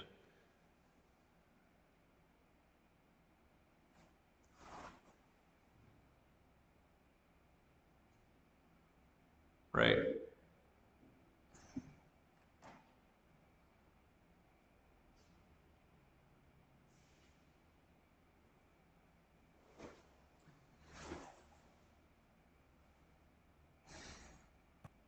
No, like literally the entire bridge of the harp will like destroy itself. Like, so Tim was just asking when, you know, the strings will pop on pianos due to tension and things like that. Since both of us play the piano and have a relationship to the piano, and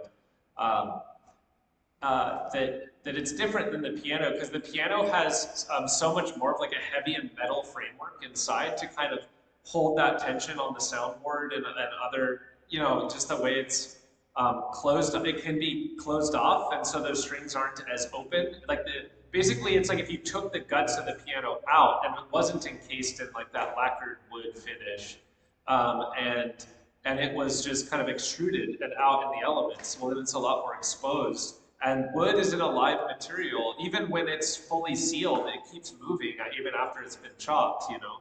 And even after it's been lumbered and shaped, it can keep moving unless it's like really tempered with like being dried out and kind of like, worked in a particular way. And so anyways, after we were talking about that, and I just found that like incredibly interesting because then as soon as the concept of like tension came up, one thing that Melissa and Eli were really interested in doing in this space was kind of holding this tension, thinking about what are the structures that we utilize to both kind of indulge in the capacity of theater to produce fantasy and also hold space for the theater to produce a very like kind of live social space where objects are kind of honored for their literalness in the world and what we can do with them and how we can change them and how that like acts as a space of freedom in a way, an expression and therapy. And like the degree to which the idea of art as therapy came up for them as they were celebrating Yom Kippur. And that the rabbi had said, there's so much difficulty in the world right now. And literally the rabbi just said, you all need to go make art. And then kind of accounted for that and said, like, during all of the most difficult times, people, have gravitated towards making totemic objects, building spaces and arenas of interaction through those totemic objects, through all forms of oppression, secret cultures of making emerge as a code to communicate and express ideas which would be oppressed. And because of what's happening in the world right now, like the theater is such an important space to bring social intersection and yet also not lose that space of play and that space to transform things with play together. Instead of having like masters of the realm who are controlling that and saying this is what the fantasy is, that we bring collaborators into spaces and say this is what I offer. And then the other person says, well, this is what I offer. And then you see what everyone offers together, and then you can make something 10 times more magical happen. And there's a magic to what we've done today because there's a chaos to it as well. And there's all kinds of attempts and things that we're working through and workflows that we're trying to assimilate by foraging into new territory together, Tim. And so I just...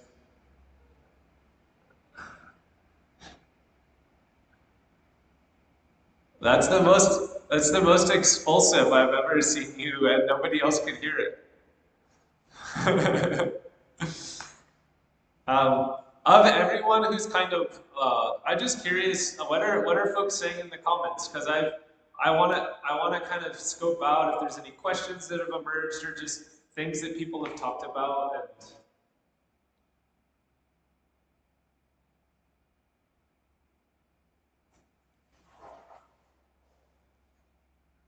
Gabrielle, I really want to talk with you more.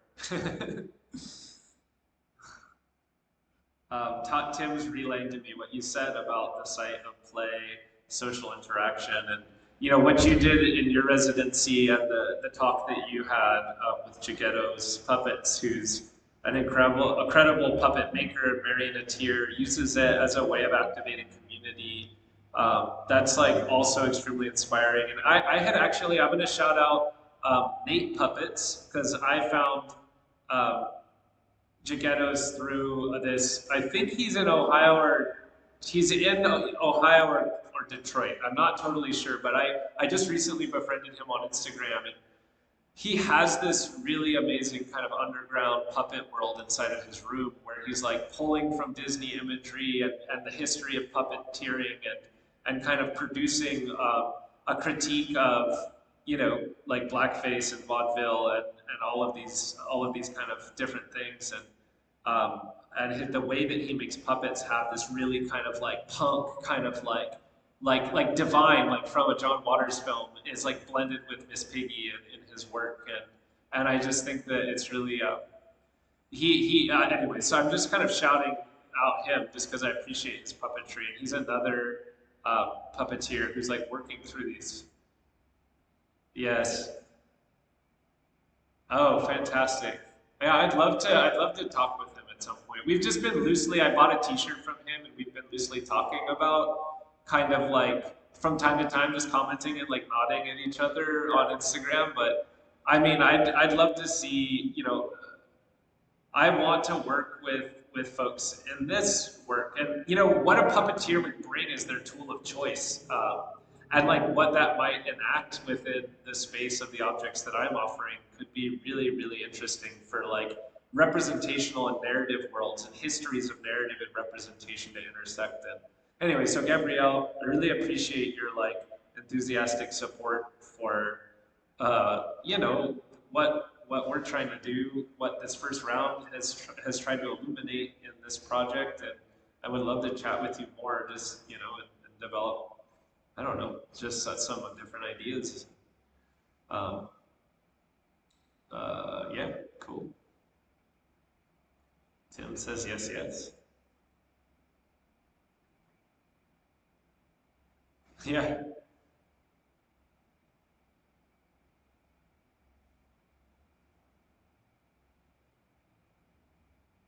yeah. Let's just kind of review some of those as like a little recap, I guess. Yeah, could it's just I got extremely confused trying to be on the interface and look at everything. So that's I'm not trying to like just be a dispatcher to you, Tim. And obviously, I think the way that the like ideas of how we, yeah,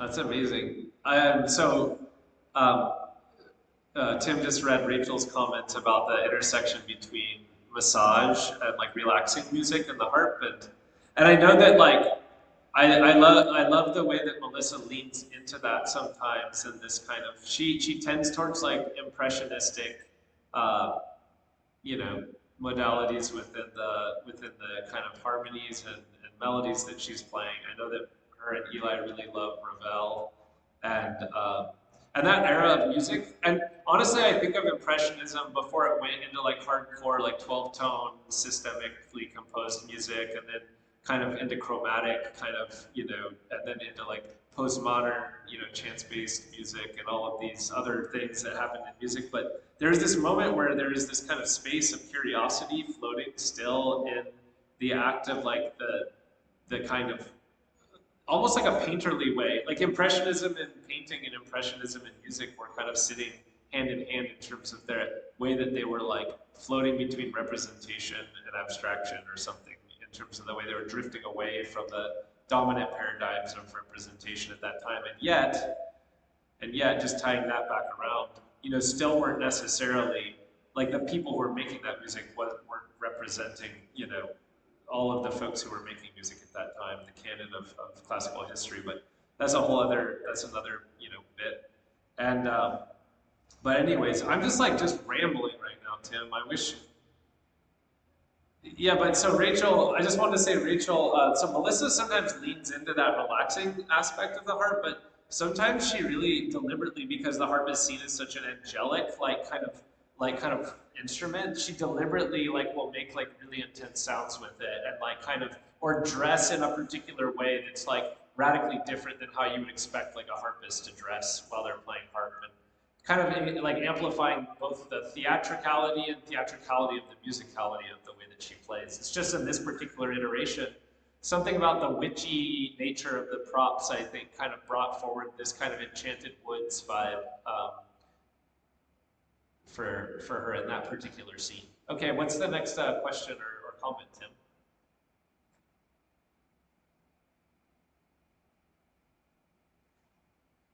Ooh,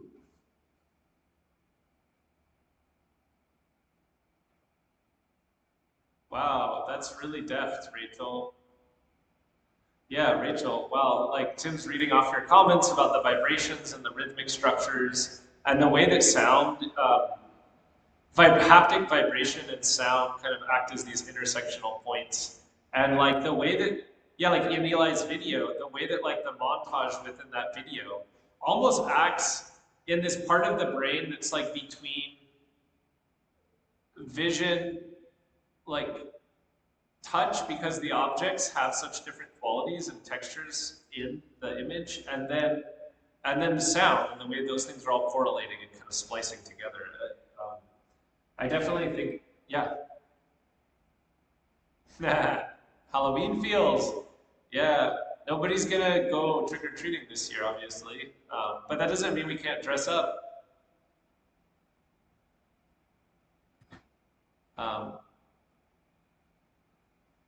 Tim's.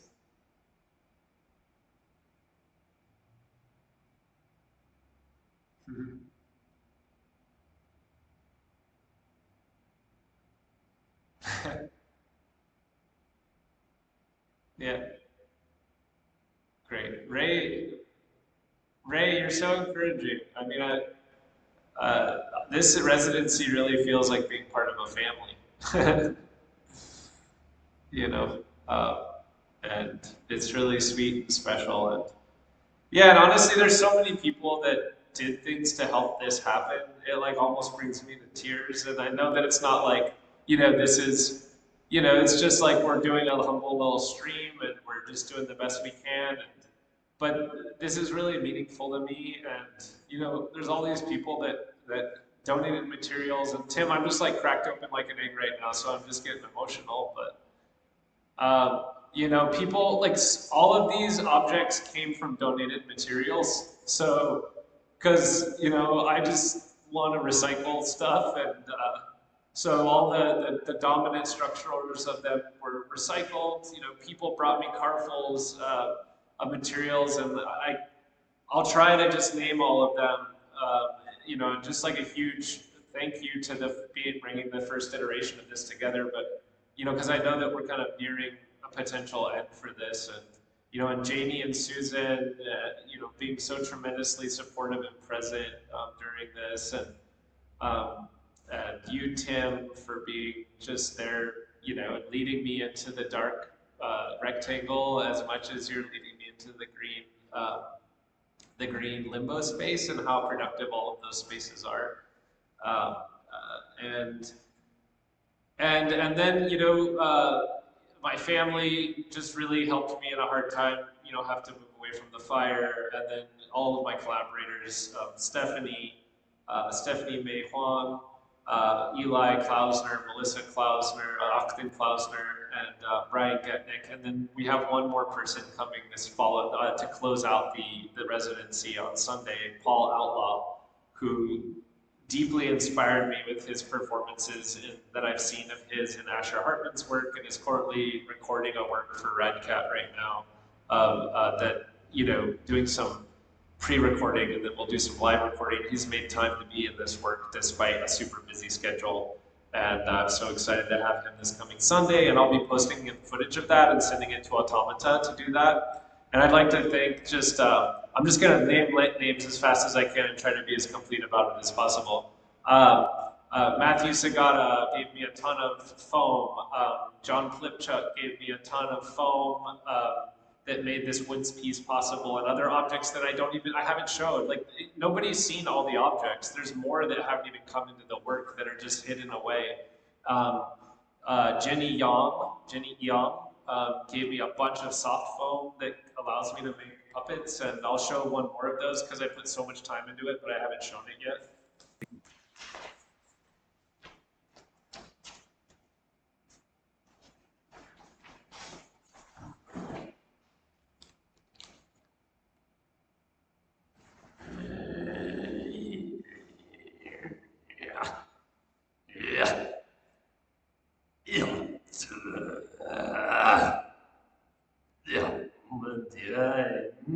In Basin Han, I want sugar. I want sugar. I built my White House from sugar. I built the White House on cups of sugar, and now I need a cup from you. So can I borrow a cup of sugar, please? You can pour it out straight into my mouth.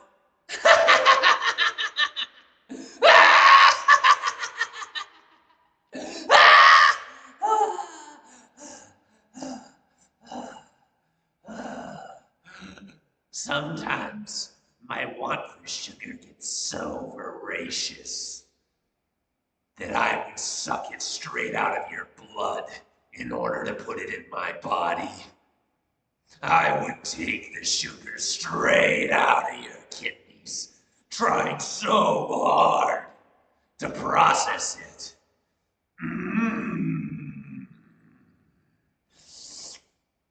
Disconnect those kidneys, put them into my mouth like a straw, and I'll suck it up like Daniel Day-Lewis. From across the room. Yeah, where are we? Hollywood, Los Angeles, I'm looking at you. Yeah, I didn't want to hold too much space for me to go on tangents like this, because this project is so much about what you bring. But sometimes I like to play. Sometimes I like to play with sugar. I invite people to my home, built out of sugar, and tell them all the freedoms they can have there. No, but we do want this to be a free space. We want people to feel free in this space. What? But it's not just a sales tactic, then, to bring them here and then suck the sugar out of their kidneys. No, I mean, we're wanting to, really engage the collaborators. They're not just people that we're luring into the space to, I feel like this is about something else. I've just eaten so much sugar, I think it makes me think.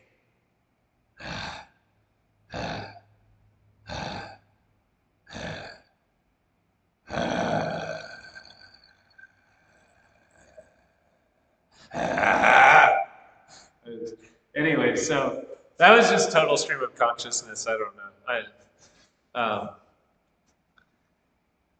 So at some point, that's not what today was about. Today was kind of about presenting the project and me and Tim taking a foray into live stream and all of its complexities. And we could have probably tried out to do a much simpler thing, but sometimes when you try out the most complex thing, I feel, you end up creating all these mistakes.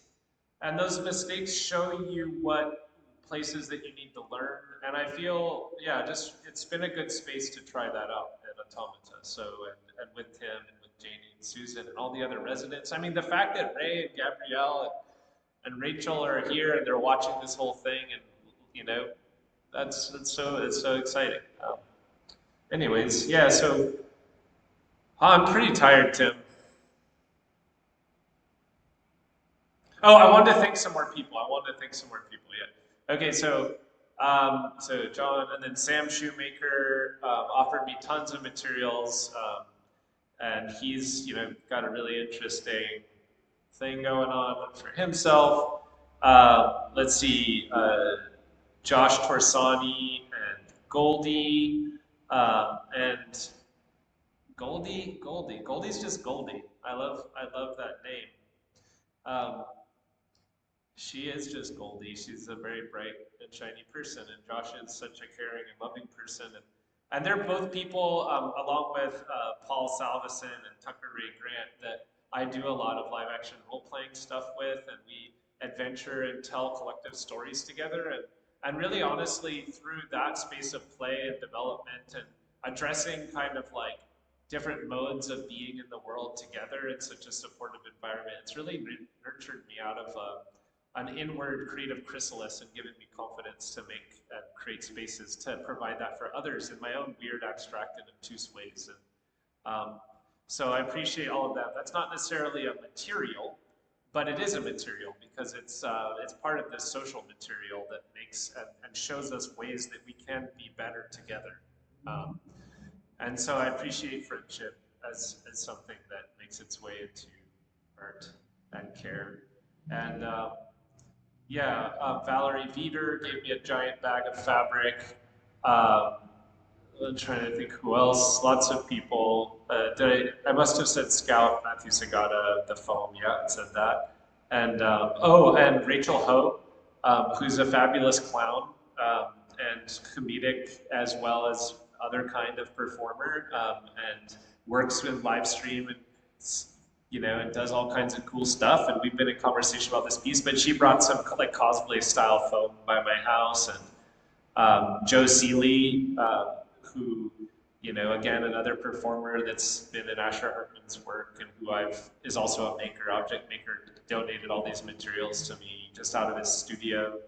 Um, Ways that we've been able to make these exchanges and kind of acknowledgements work even despite having to be so separate. And yeah. So, and then my partner, Danielle, and she's been, she's been extremely supportive, and that she's giving her workshop today, so she's not going to see this at all. But yeah, anyways, I don't know, Tim, is there any other stuff that you want to kind of talk about before we kind of say goodbye, or any other things I should show people, or?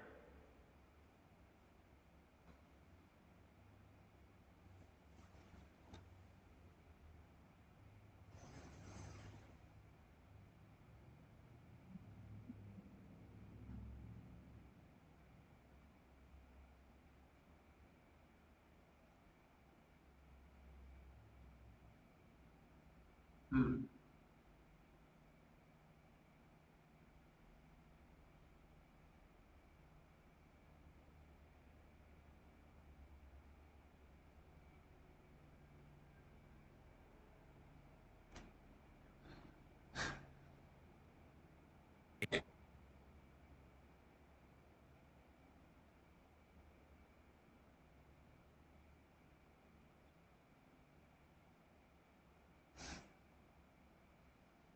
That's so amazing.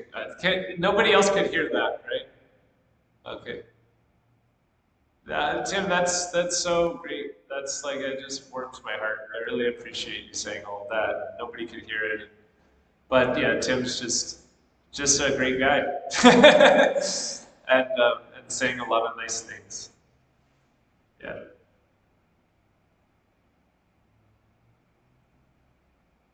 I think I'm having a sugar crash. Yeah. All right. Until we meet again.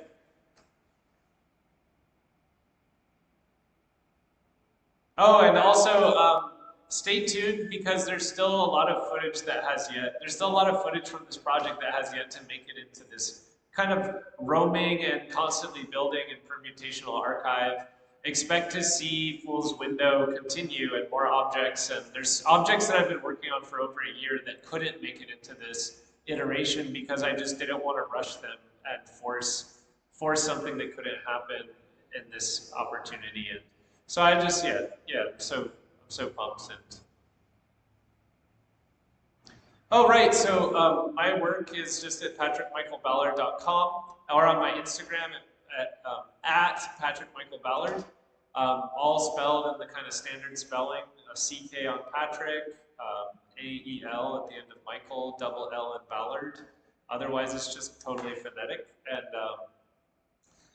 yeah, and so those are the only places I have my work right now. I'm just a kind of a floating entity in my own little internet corner. So there it is. That's where you can find this. I'm gonna update my website after I have time to integrate all of the footage that I've gathered.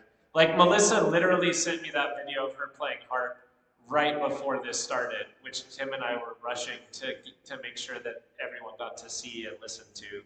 And so, you know, they were in here for after 5 p.m. last night. They were in here till at least like 11 or midnight. So there's potentially, the product of 7 more hours of exploration.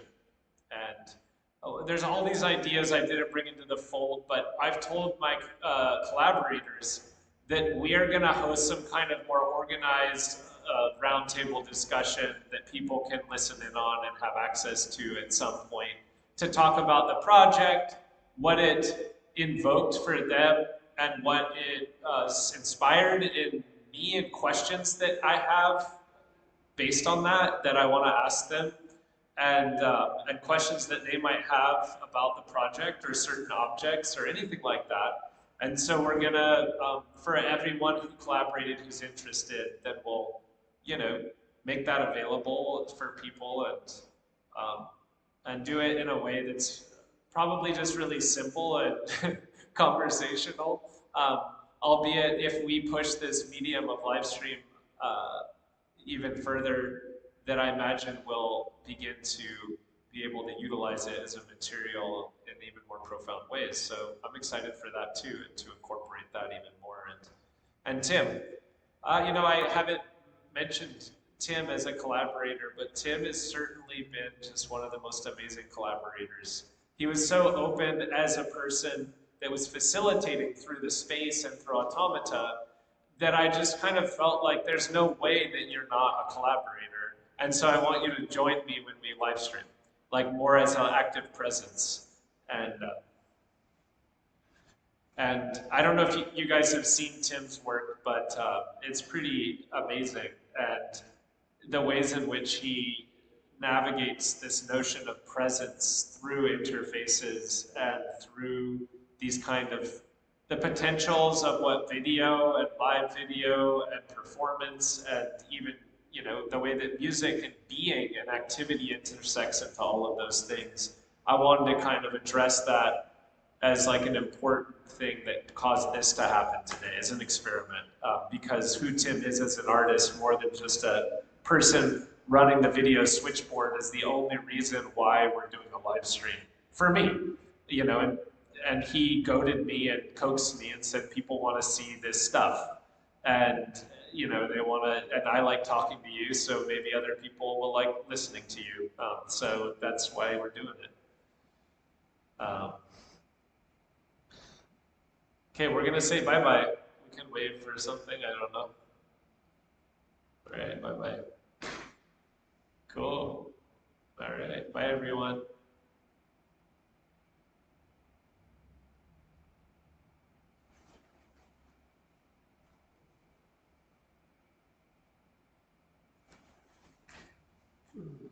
Okay.